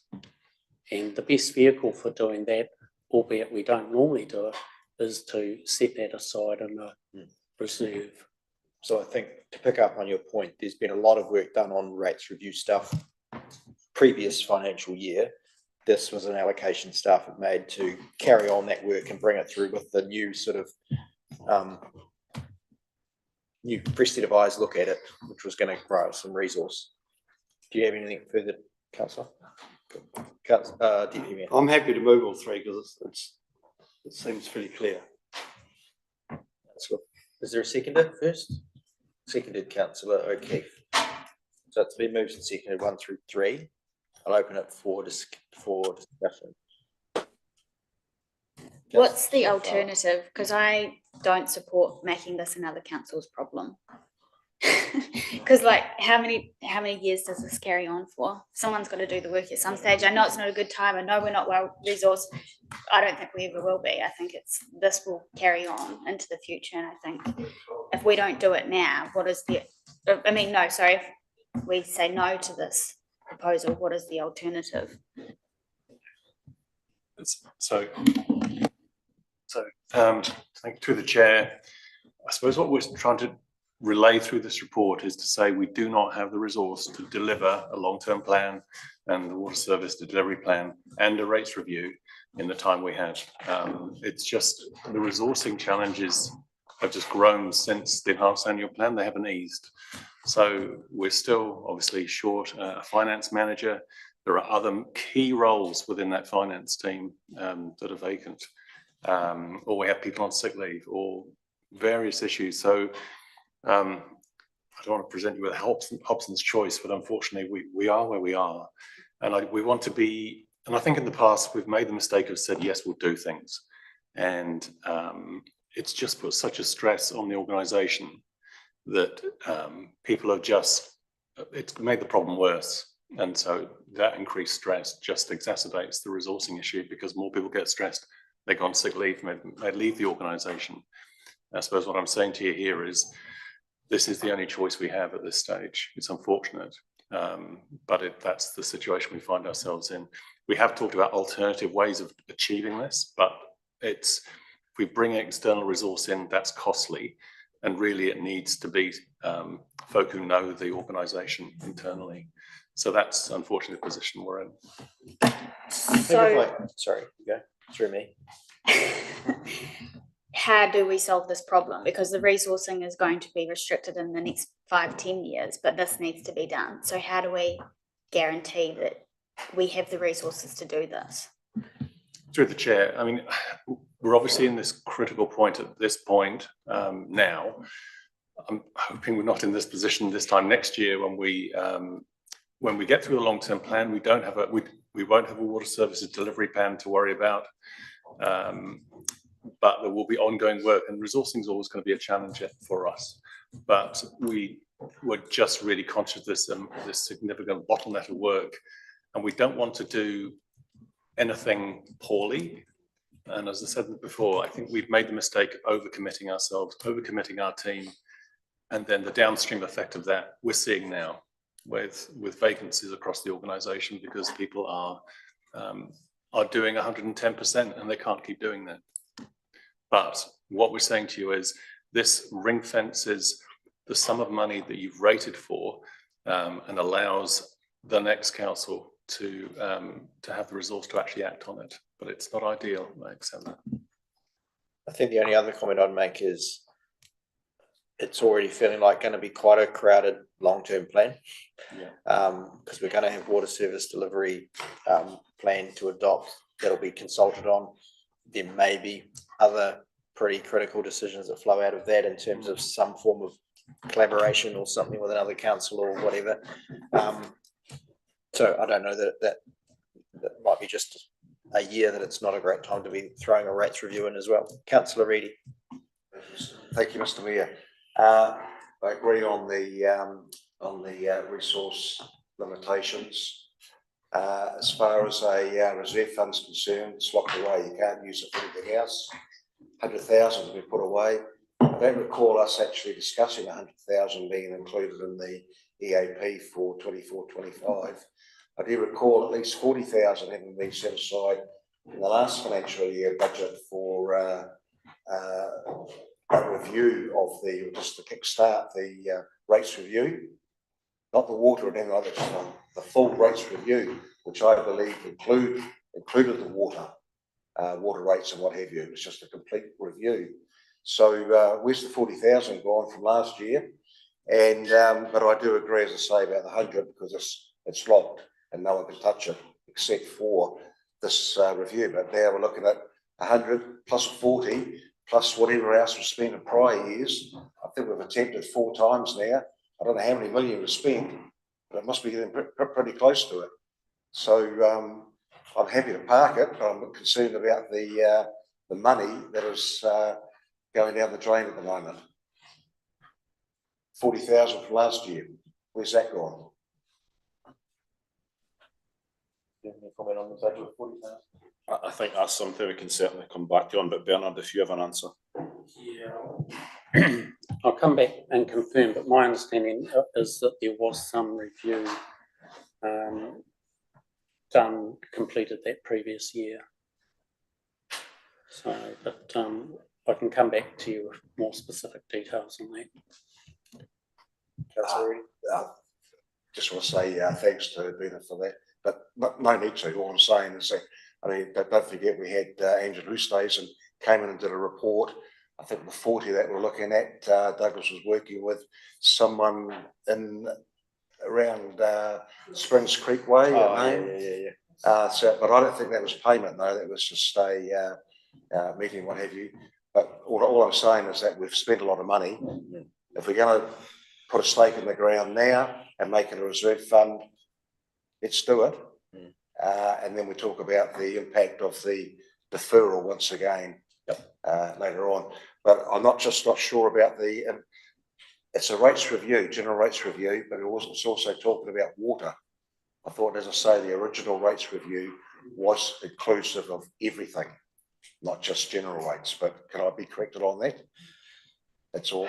I think there was some advice that might have changed a bit. There was some advice, I think, when Douglas was working on it, that he thought there was some, what you would call low-hanging fruit that might have been achievable in the wastewater and water space. I would suggest that when you have a look at it, the first thing you do is actually scope out what you want out of the review. So as time moves on, you'd probably decide whether you want to target an area or just a broad brush approach. But that would be your first start, would be scoping out what you want from the review. So let's not start it tonight. Someone else had their hands up. I think I'll go to Graham because I think I missed him before. Councillor Naylor. Thanks, Mr. Mayor.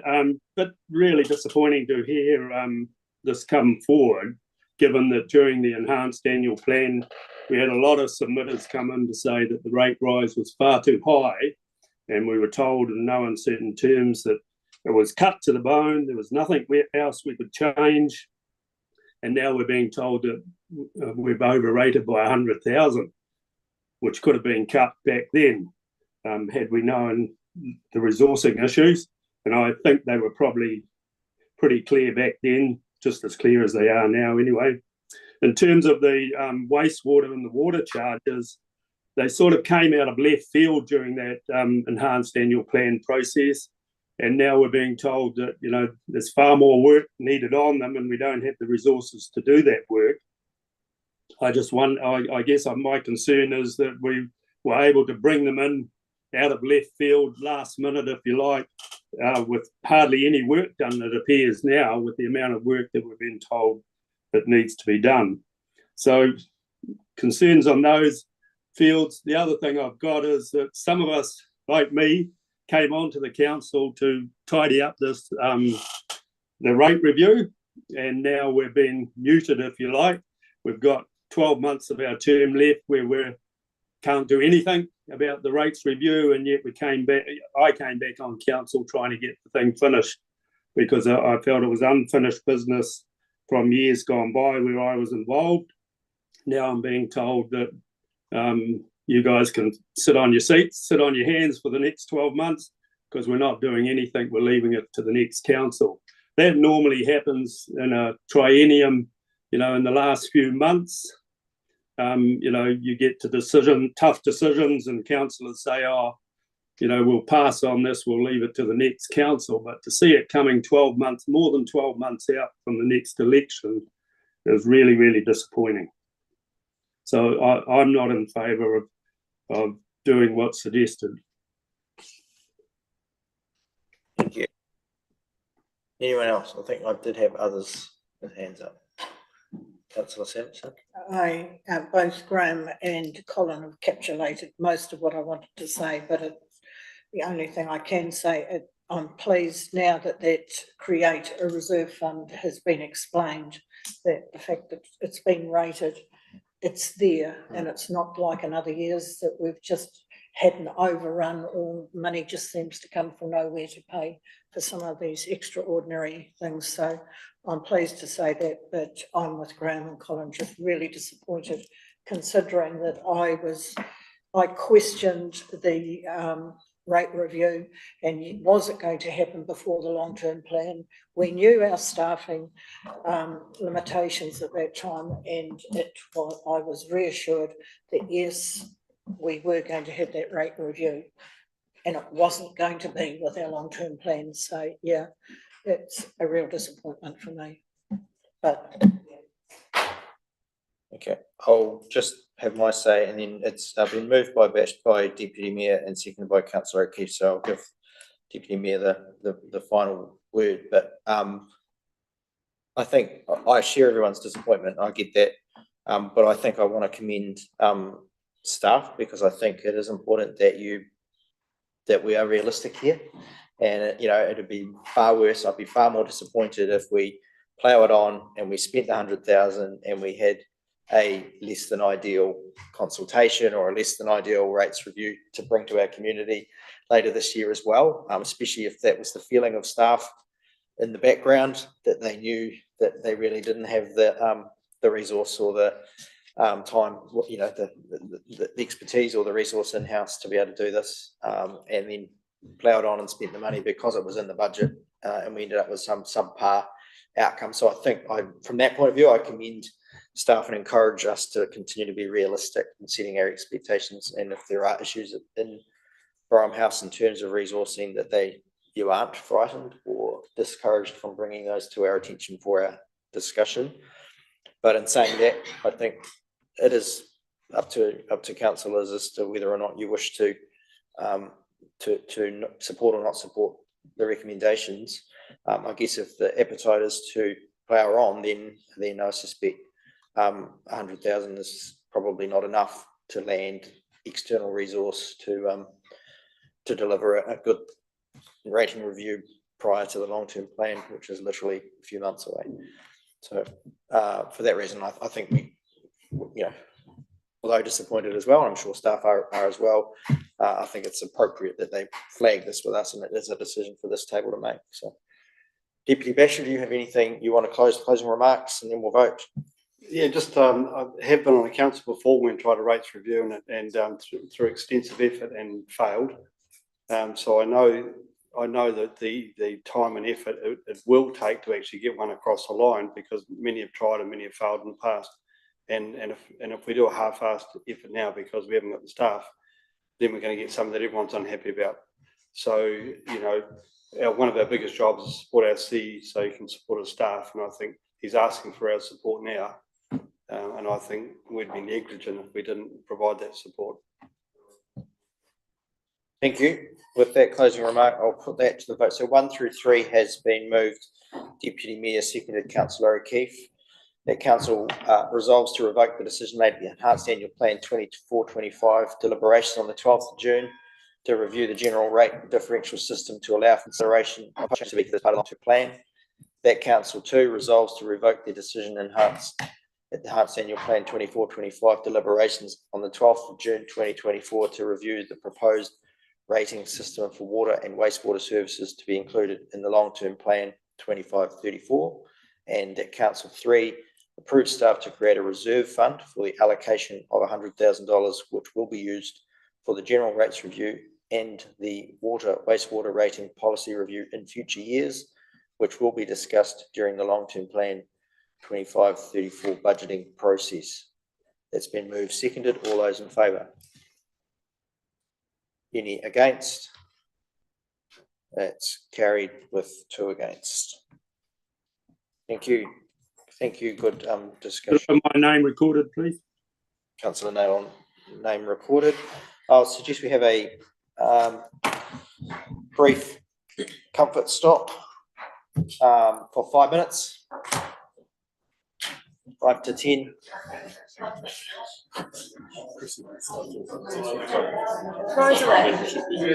We're getting there. I think we're.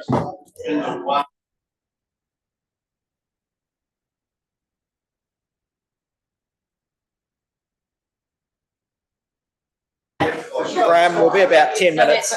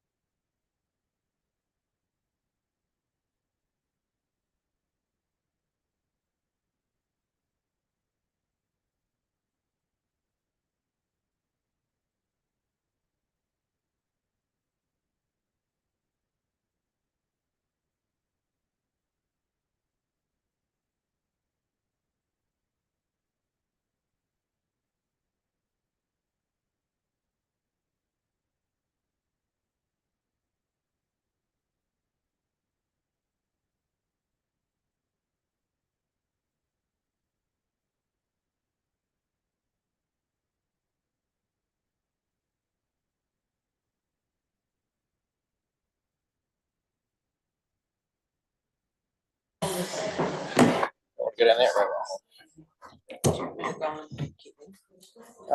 Yeah, where's the other two councillors? Can someone? Here they are. Okay.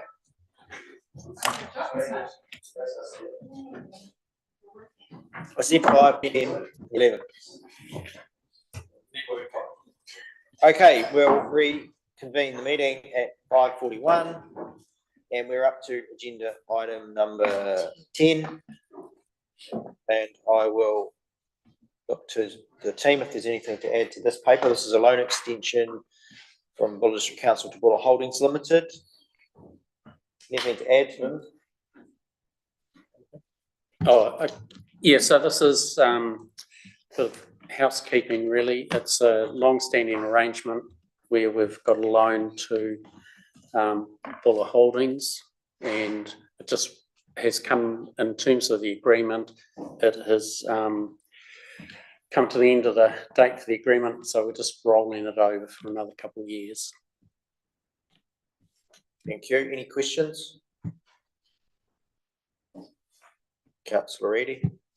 Thank you, Mr. Mayor. Just a comment at the bottom about extra interest being received and what have you through the Mayor.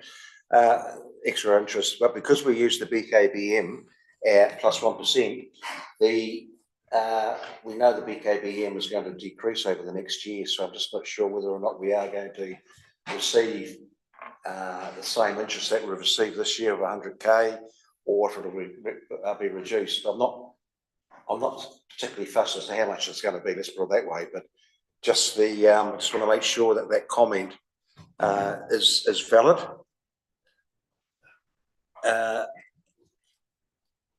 And that was basically. So there was 100 there. So the second last bullet point on page 191. Yep. Where it talks about council received interest of 100,000 at the 30 June 2024 year. I guess that will be subject to market rate. Yeah. Yeah, I think you're correct, Councillor Reedy. It's heading downwards. Currently, the rate is 5%, so that's a 6% interest rate with 1% premium. That would come to today. It would come to 90,000. So I think you're quite right. It will go down, but as to what it will be, time will tell. Any other questions? Recommendations there 1, 2 and 3. That council approved the extension of the term of the loan from Buller District Council to Buller Holdings Limited by 2 years, extending the maturity date to 31 October 2026. This extension will be formalised through a deed of variation, which will amend the existing loan agreement to reflect the new term. And 3, any 2 councillors are authorised to sign the deed of variation, thereby confirming this council resolution. I'll move that way. Seconder. Which one? Councillor Howard. It's been moved and seconded. Open it for discussion. Councillor Reedy. May please, Mr. Mayor, just any 2 councillors. That should be any 2 councillors and or the Mayor, I would have thought. Your name's at the bottom for signing, councillor/Mayor, then a councillor. Should that not read any 2 councillors or any 2 councillors and or the Mayor? Or including the Mayor? Just putting it out there. Recommendation. I don't think be an issue with that. So the Mayor or any 2 councillors or and any. I don't know. It's got obviously got to have 2 signatures on it. So Probably should read the Mayor and another councillor. Yeah, that's probably good. I'll be happy with that. That 3 be amended to read the Mayor and 1 other councillor are authorised to sign the deed of variation, thereby confirming this council resolution. Seconder, are you happy with that? Joe? Yes. Any further discussion on this? Councillor Naylor? Yes, thanks, Mr Mayor. Given the substantial amount that we'd be earning over and above what we'd get if the loan was repaid and we put it in the bank, I'd be more than happy to put a 10-year extension on it. Is there a reason why? That's a good question. Is there a reason why? Yeah. To be honest, I was thinking the same, but this was raised late for us, and it was a case of just rolling it over for 2 years. I mean, we'll pay with the ability to do that. But in 2 years' time, you could extend that out a bit further. 2 years is quite short. Cut down on the admin bit. Okay, there's 2 years on the table, so we'll go with that at the moment. All those in favour? Are there any against? That's carried. Thank you. Okay, agenda item 11 is the Westport Airport Authority full year report till 30 June. Again, look at staff if there's anything to add to the report or take as read. Take as read? Yep. Take that as read. Any questions, councillors? Councillor Reedy. Oh, sorry. Number 13 is still active somewhere. Not anymore. Sorry, Mr. Mayor. I just had a discussion with Bernard before, just regarding these accounts, and I just wondered if I could ask him to speak, and then maybe I can talk afterwards if that's okay with you. I just have some questions regarding the recommendation, being that we are being asked to approve the accounts for the year end of 24, but they're not audited. And LGA says they should be audited if we're going to approve them. As I mentioned to Bernard, we had them this time last year. They were audited for reasons that I don't, in fact, sorry, they were late last year because of some issues with PwC tax work. That hasn't been completed as yet. The tax work, the accounts haven't been audited yet by EY. So I'm a bit concerned about approving these when I'm okay, Jack, because I won't be approving them, but I'm just thinking about members around the table. And in terms of the legislation, we're actually going against the legislation, but I'm happy to be corrected by Bernard if I can, please. Okay, that's a good question. So regards audit or the unaudited? Yeah, so I think thanks for Councillor Reedy for actually raising it before we hit this agenda, so that was much appreciated. The other issue you raised with me was regarding the timing compared to BHL. So this is a CCO and it's required to be adopted by the 30th of June, September. And although it's not ideal, it isn't unprecedented that councils adopt reports like this, subject to minor changes as a result of the audit. So that's where we are. We haven't been able to get them audited on time, but we're presenting these accounts with, we're pretty confident that they are what they are. There's a little bit of work, as you mentioned, around tax, and we also in the report mention the current account split, so that's a little bit of work there, but it doesn't affect the bottom line. So would it be an issue if we were to add in the unaudited Westport Airport Authority accounts as part of the resolution? It does say for completion of the audit process, so I guess. So would that help in your view, Councillor Reid? If the recommendation, if the resolution actually noted that they weren't? I don't, if I may, I'm just a bit concerned about the fact that we're adopting a set of accounts that haven't been audited as yet. My only concern about that, the reason why I am concerned is that, as I mentioned to Bernard, we do have some questions regarding internal processes with EY. We haven't signed off 22-23. We're still working on 23-24, and the airport was late, as I mentioned last year. I believe we should, for caution's sake, wait again, but that's over the table. I won't be supporting it though myself. Okay, what's the feeling of trying to get a vibe here? Excuse me, didn't you just say that we have to approve it? Is there some statutory requirement for us to approve it before the end of this month? Yeah, it's in the LGA, so it's 30th September for council-controlled organisations and 31st of October for council and its subsidiaries, which is the circumstance that BHL is in.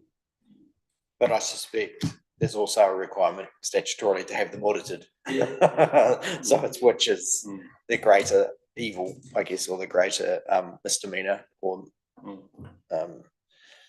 failing of council. To be fair, Mr. Mayor, there's been many audit reports that have been damn late, and often through no fault of council or CCOs. And you know, if we're at least if we're showing that we're meeting our statutory obligations to actually have viewed the report and acknowledged the report, and in our recommendations say that we know it's not audited, then I think at least we're showing some good faith in terms of process. I concur. You might like to move that way. I'll move that way. I can't remember what I said though. I don't need to add anything. I think it's okay. You don't want, you want to move it as written, or do you want to add in something? I'd like to move it blah blah blah, to acknowledge that we are meeting our statutory obligation to have at least viewed the unaudited accounts. Something like that. Potentially. No. Doesn't acknowledge. Okay, I think we do a separate one. So I think the one that's there as one becomes two, and we do a separate recommendation noting that council's audit process is not yet complete. The council notes the formal audit process is not yet complete. In recommendation 2, that we approve these accounts as the ones that will be subject to the audit. Councillor Sampson? I was just going to suggest that the council acknowledge rather than approve that we've got them on board, we've acknowledged them, and it carries on to say that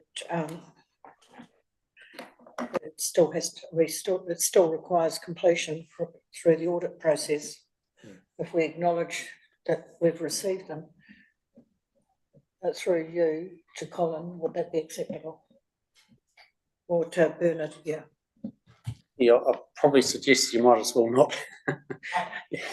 If acknowledging them probably doesn't cut the mustard in terms of the local government act. So I mean, I think in terms of, we're not endorsing the accounts, we're acknowledging that we're endorsing the account. These are the accounts we want the auditor to look at. Yes. Unless there's something someone wants to dispute around the accounts, then we're being very transparent in saying that these are the accounts we want you to look at, EY, noting that we can't confirm them as audited accounts because it's still subject to an audit which hasn't taken place for various reasons. So, Councillor Naylon. Thanks, Mr. Mayor. I believe we've got an outstanding annual report that never met the statutory deadline, and I'm pretty sure this morning the sun still came up, even though that was outstanding. I just think we just leave this on the table until such time they're audited. I mean, councils all around New Zealand are missing statutory deadlines.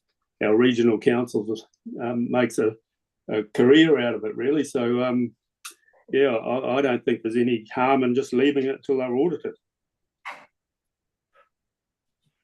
I'm just a wee bit conscious of Just not wanting the auditor to have anything yeah, else. just in terms of process, you know, if you approve them subject to the audit changes that are minor. So if the audit goes through and the changes are minor, they're approved. If the changes aren't minor, then we'll come back to revisit the approvals around these accounts. So, you know, there is a catch in there that if there's any substantial changes, we will be coming back to you. That's all sense. When do we expect them to be audited? Please. Wished I could answer that question.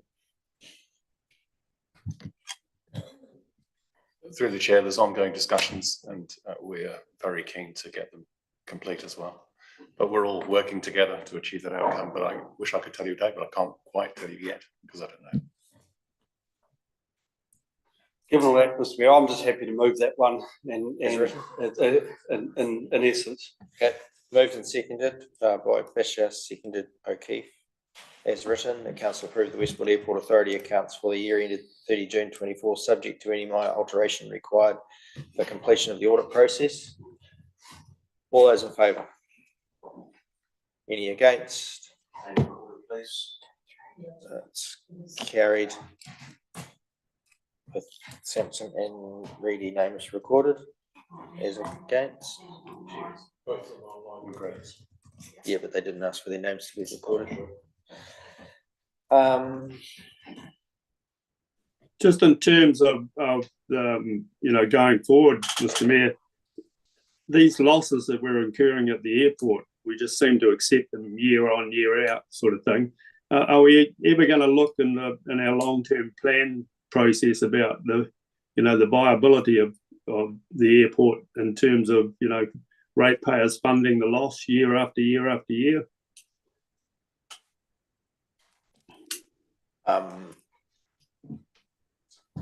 Just in terms of the LTP, there is an opportunity because it will be one of the budgets that will be under review. And I guess as part of that process, councillors will have an opportunity to consider whether their input into the airport represents value to the community. So the answer is yes. Okay, moving on to agenda item 12, which is an update on the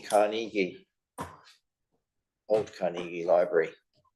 So there's recommendations there around receiving the report, a memorandum of understanding, and establishment of a project steering group. Mel, do you have anything you want to add, or just take some questions if there's any? Not directly, other than, yes, it is just following through the steps that were agreed to at the June meeting and really focusing in on the steps under item 3 of the previous June meeting. And the first cab off the rank was to agree and finalise the draft memorandum of understanding. So that's what's in front of council this evening, along with a proposed steering group to address some of the items. Thank you. Councillor Simpson, you're on this group. Do you want to? Yep, I'm happy to move all the 3 recommendations and moving that. I have spoken to the secretary, and the secretary and chair of the Carnegie group have looked and we've agreed to it all beforehand. So it's just formalising what council had agreed to and going back to Carnegie and them agreeing. So it's just a matter of a formalisation that things can actually hopefully get moving now that we've got the process in place. So on that note, is there a seconder? Councillor Grafton. Open it for discussion. Councillor Fowler. Can I just ask a question? I just there's 2 society members and then 2 council staff members and 1 chair. Is it limited to just being 2 society members, or is that how many they wanted? Well, that's what was recommended by council, rather than have an unwieldy committee. But if you read the terms of reference, we report back regularly to the whole Carnegie group. So it's a matter of getting things underway and not stalling, but full reporting back was essential. Yeah. More of a nimble project steering group focus.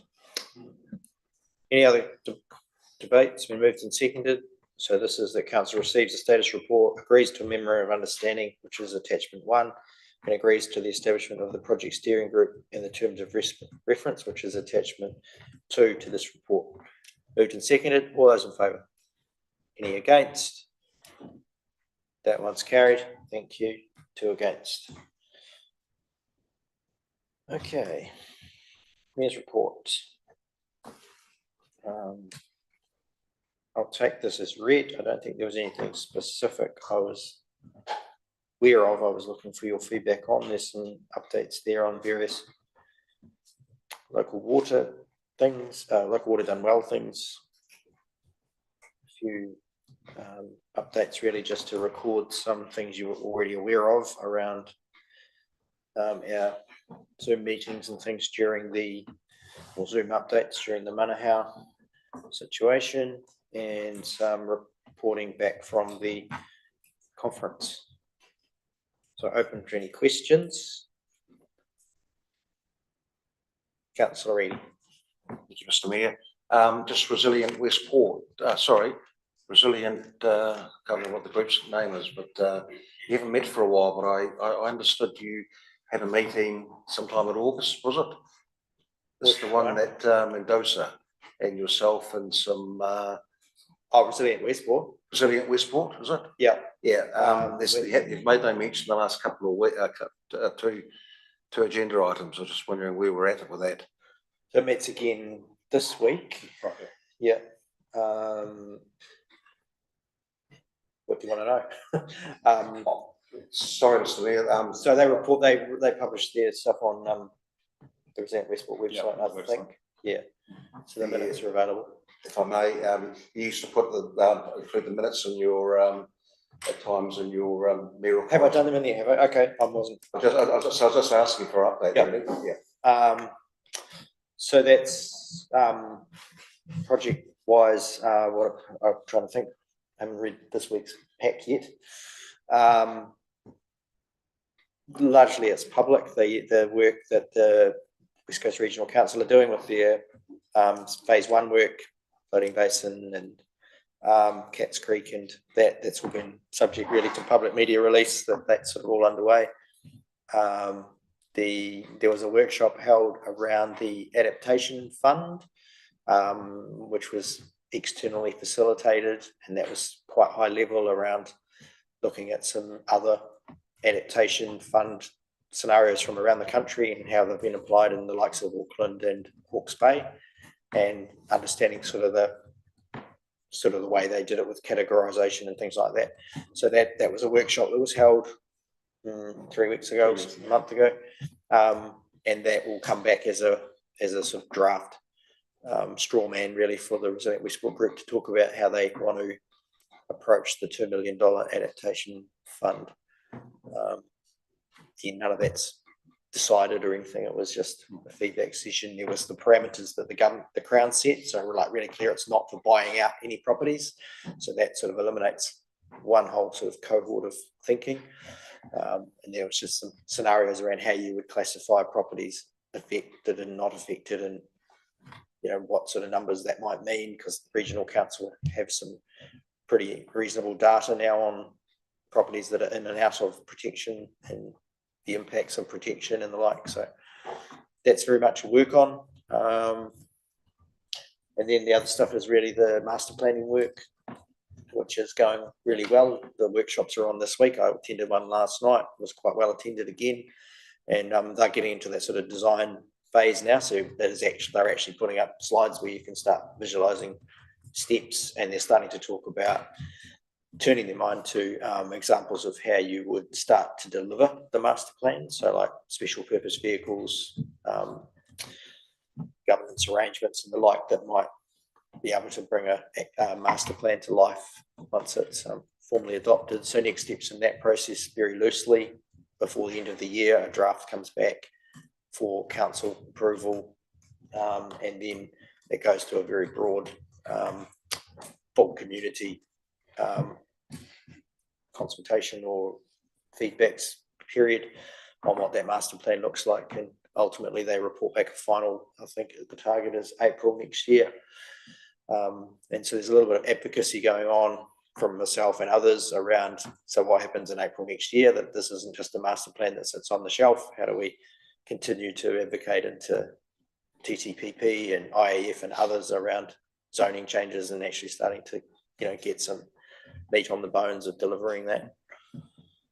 The civil defence stuff aspect of the Resilient Westport, so that is underway. That's again a regional council function, but they have a resource hired and retained that's working down at the EOC with the Water Emergency Management Officer Janice, who her work is bespoke though, and it's all around that evacuation planning. And then she's getting very involved in understanding the breach modelling and that of the proposed flood walls, and understanding what that means for emergency management inside the walls, and residual risk and those kinds of things. What else is in there? I don't think there's anything else. No, not. No. So we're talking about stormwater integration tomorrow. Oh yes, so so that's again starting to have that conversation around what that looks like numbers wise. Yeah. And then seeing what other funding options for the stormwater integration component of what's clearly going to have to be done if the walls are built, when the walls are built. So that's the verbal version. Everything else should be in the minutes, but happy to, if anything crops up, happy to answer any questions. That one's tricky because it's not one I'm in charge of. I'm a member of, but it's I'm not the direct reporting line. It has its own independent chair and reports into central government in that as well. So it's a bit nuanced conversation wise sometimes. Any other questions out of my report? Oh, Councillor Naylor. Thanks, Mr. Mayor. Just in terms of the Resilient Westport, we had a young lady come to council a few months ago who was speaking on behalf of her father. And I heard you mention that the fund is not for buyouts. I think they were looking for a buyout. Is there any news on what direction that issue might be taking on her behalf? Yeah, so that's what I touched on. There was a workshop on the adaptation fund. And so, I can't report anything. That we literally had good discussions around exactly that case and others that are in a similar boat, similar situation. Boat might be unfortunate terminology, but are in a similar situation. And it's that feedback will come back through once the experts have worked out what a particular framework might look like. I probably shouldn't go any further than that. There's debate around. I think we'll leave it at that. Yeah. So just one other question on local government reform. That there were some speakers at the conference there. There's been quite a bit of heat lately on the West Coast about it, and the regional council have actually discussed it as a council. Are we looking to discuss it as a council, the possible local government reform for the coast? Well, we can. At the moment, there's sort of no real bones on the conversation. So all I saw was the verbal kind of feeling of the table to take back to mayors and chairs, which was that Buller didn't have a great appetite to look at amalgamation per se. There's a little bit of a impetus at the moment around a workshop at mayors and chairs with an external facilitator who's coming to sort of talk about what the options might be, everything from amalgamation through to more shared services, and how that might link into like regional deals and all of that kind of thing. So very much with the current government lens. So my plan was kind of to just continue to engage in that process without commitment, and then when there's sort of something to bring back, we'll bring it back. Okay, thank you. So we haven't been asked to support anything other than, I think there's a small amount of money to fund this guy. Like it might be $2,000 or something to pay our share of the 4 councils that are all agreed to get, Malcolm Alexander is who they're looking to bring down. And that seems to be widely supported by the other councils. So we kind of need to be at that table, I think.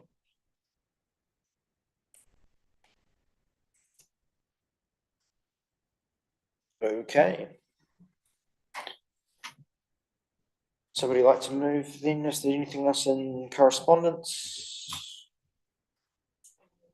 All good. Tony, Councillor O'Keefe, moving that we receive the report for discussion and information and note the inwards and outwards correspondence and provide direction for any responses required. Seconded, Councillor Weston. All those in favour? Any against? That's carried unanimously, I think. Just a wee bit late. Okay, Chief Executives. Report. Agenda item 14. I'll let the Chief Executive talk us through it. Take the report as read. Take any questions?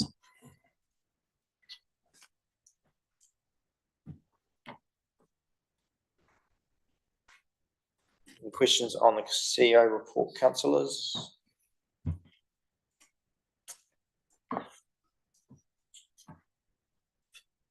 Councillor Howard. Just wondering around your building consents.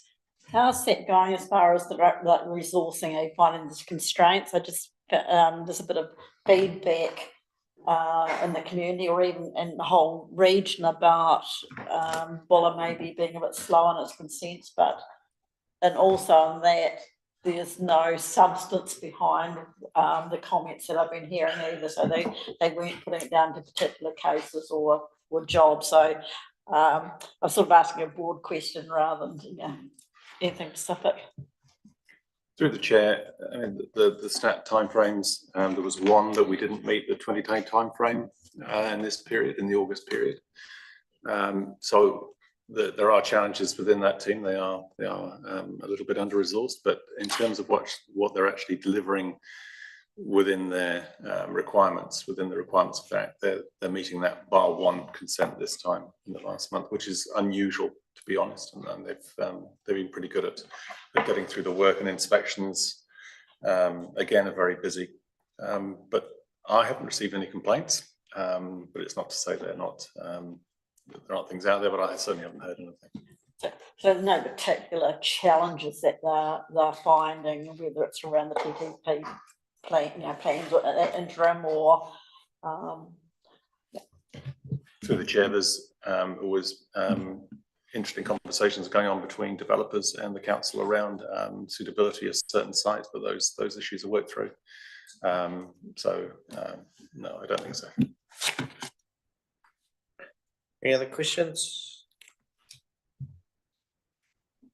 Okay, so recommendation is that we receive the Chief Executive Officer's report for information.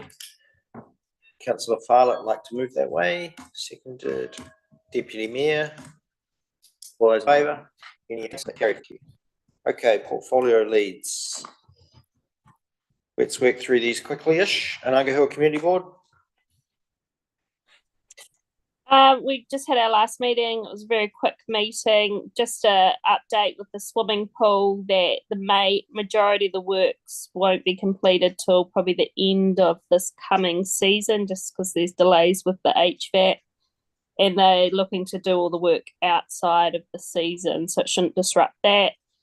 And yeah, that was about it. Our next meeting is being held at the Anangahua Junction Hall on Tuesday, the 5th of September.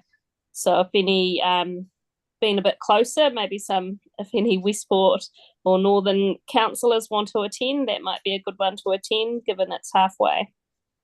Tuesday, the 5th of what month? Because I think November. November. I've put something down, November. Yeah. Tuesday, November. Cool. 5 p.m. Thanks. Thank you. We'll move straight on to regulatory environment and planning. Councillor Naylor. Yeah, I haven't had anything to report. I'm not sure if Deputy Basher has. Report. Thank you. Community Services, Councillors Howard and Farlett. Most of it's been included in the CEO report, but we were successful in getting 85,000 external funding towards the HAB ventilation system in the theatre, so that's good news. Excellent. Infrastructure? Just one maybe good news story is they're revisiting the last section of the water trunk main.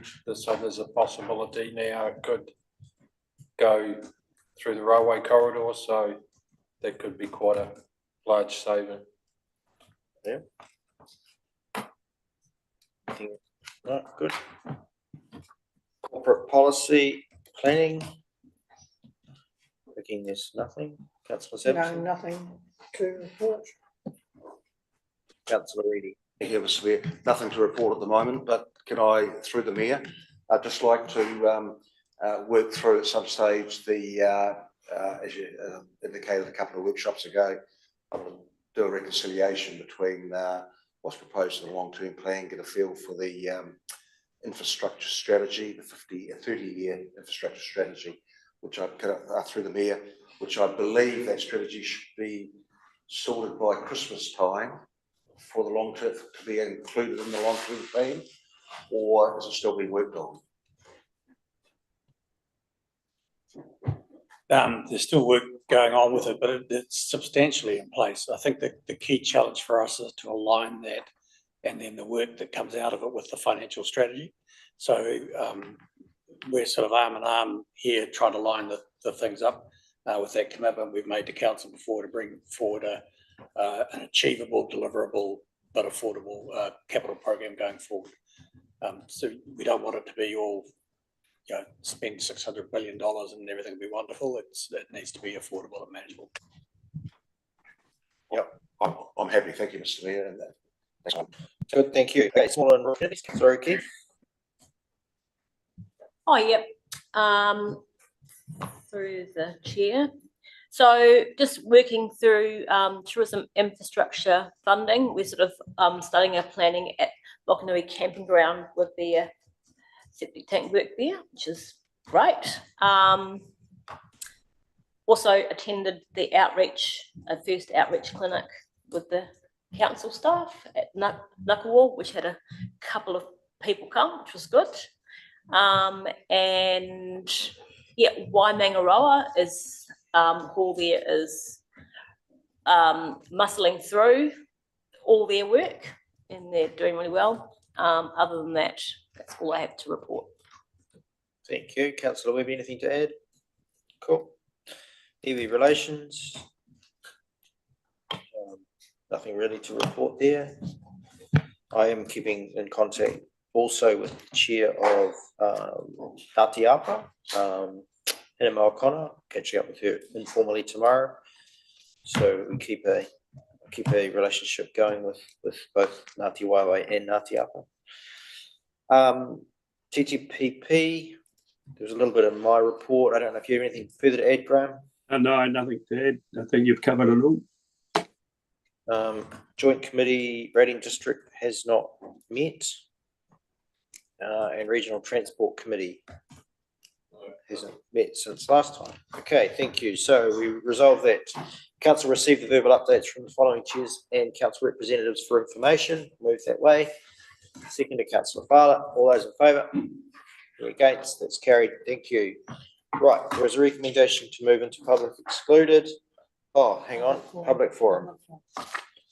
Okay, how do you want me to respond to the public forum speakers today?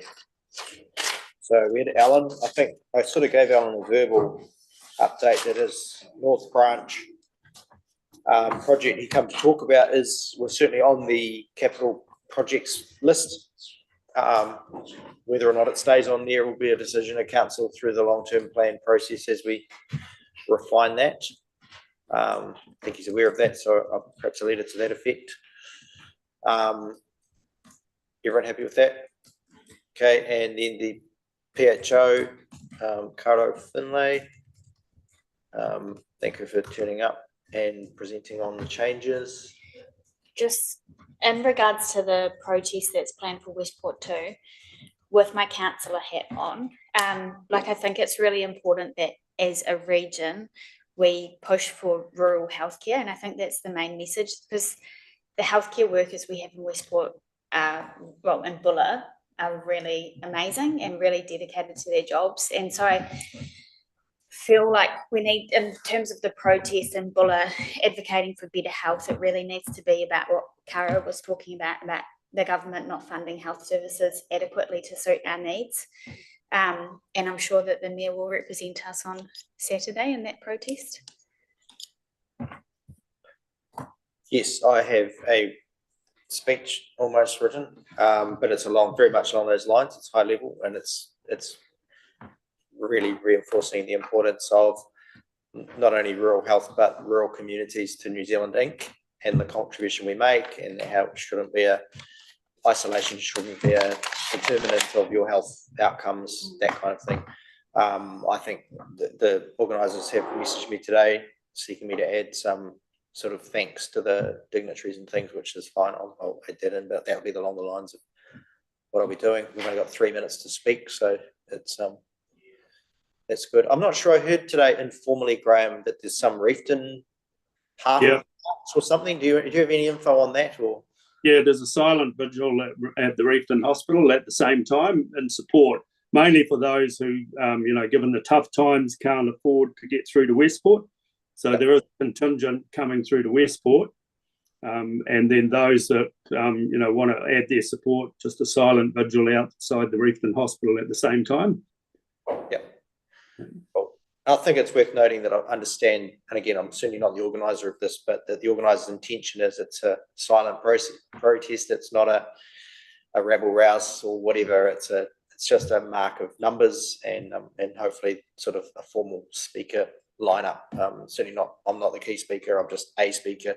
There's some health advocates and key union people and Royal College of GP people or whoever that are going to speak. So. Okay, so I think the response to the chat show is just really a thanks for coming and fronting up and explaining the proposed changes. Just on those changes, Mr. Mayor, you two sitting up there are the trustees of Bulla Health, and obviously Kawatiri Health is a big part of Bulla Health. Were you in favour of, were you approached to say that you're going broke and we need to implement these changes to save Kawatiri Health? Certainly not as trustees, although I will say that it was well laid out by our manager that our weekend clinics lose money. So they were very much part of our giving back to the community aspect of Kawatiri Health. But we only did one weekend in 6, so it wasn't a huge imposition in that regard on our balance sheet, but certainly the model does not recompense primary health for the cost of delivering that service. So, but we weren't specifically, as far as I'm aware, a part of suggesting that this was a good idea or anything. Yeah. Okay, thank you. Okay, so with that, that's cool. We'll note those public forum responses and I'll get those off this week, hopefully. Right, public excluded. There's a recommendation to move into public excluded for agenda items. I would like to just note now that we'll discuss the 2 and 3 first. Just I understand staff ability is finite, very finite. So if we move into public excluded for those reasons listed there, I won't read them all out. 1 through 4, I'll move that way. Is there a seconder? Seconded, Councillor Grafton. Any discussion on moving into public excluded? All those in favour?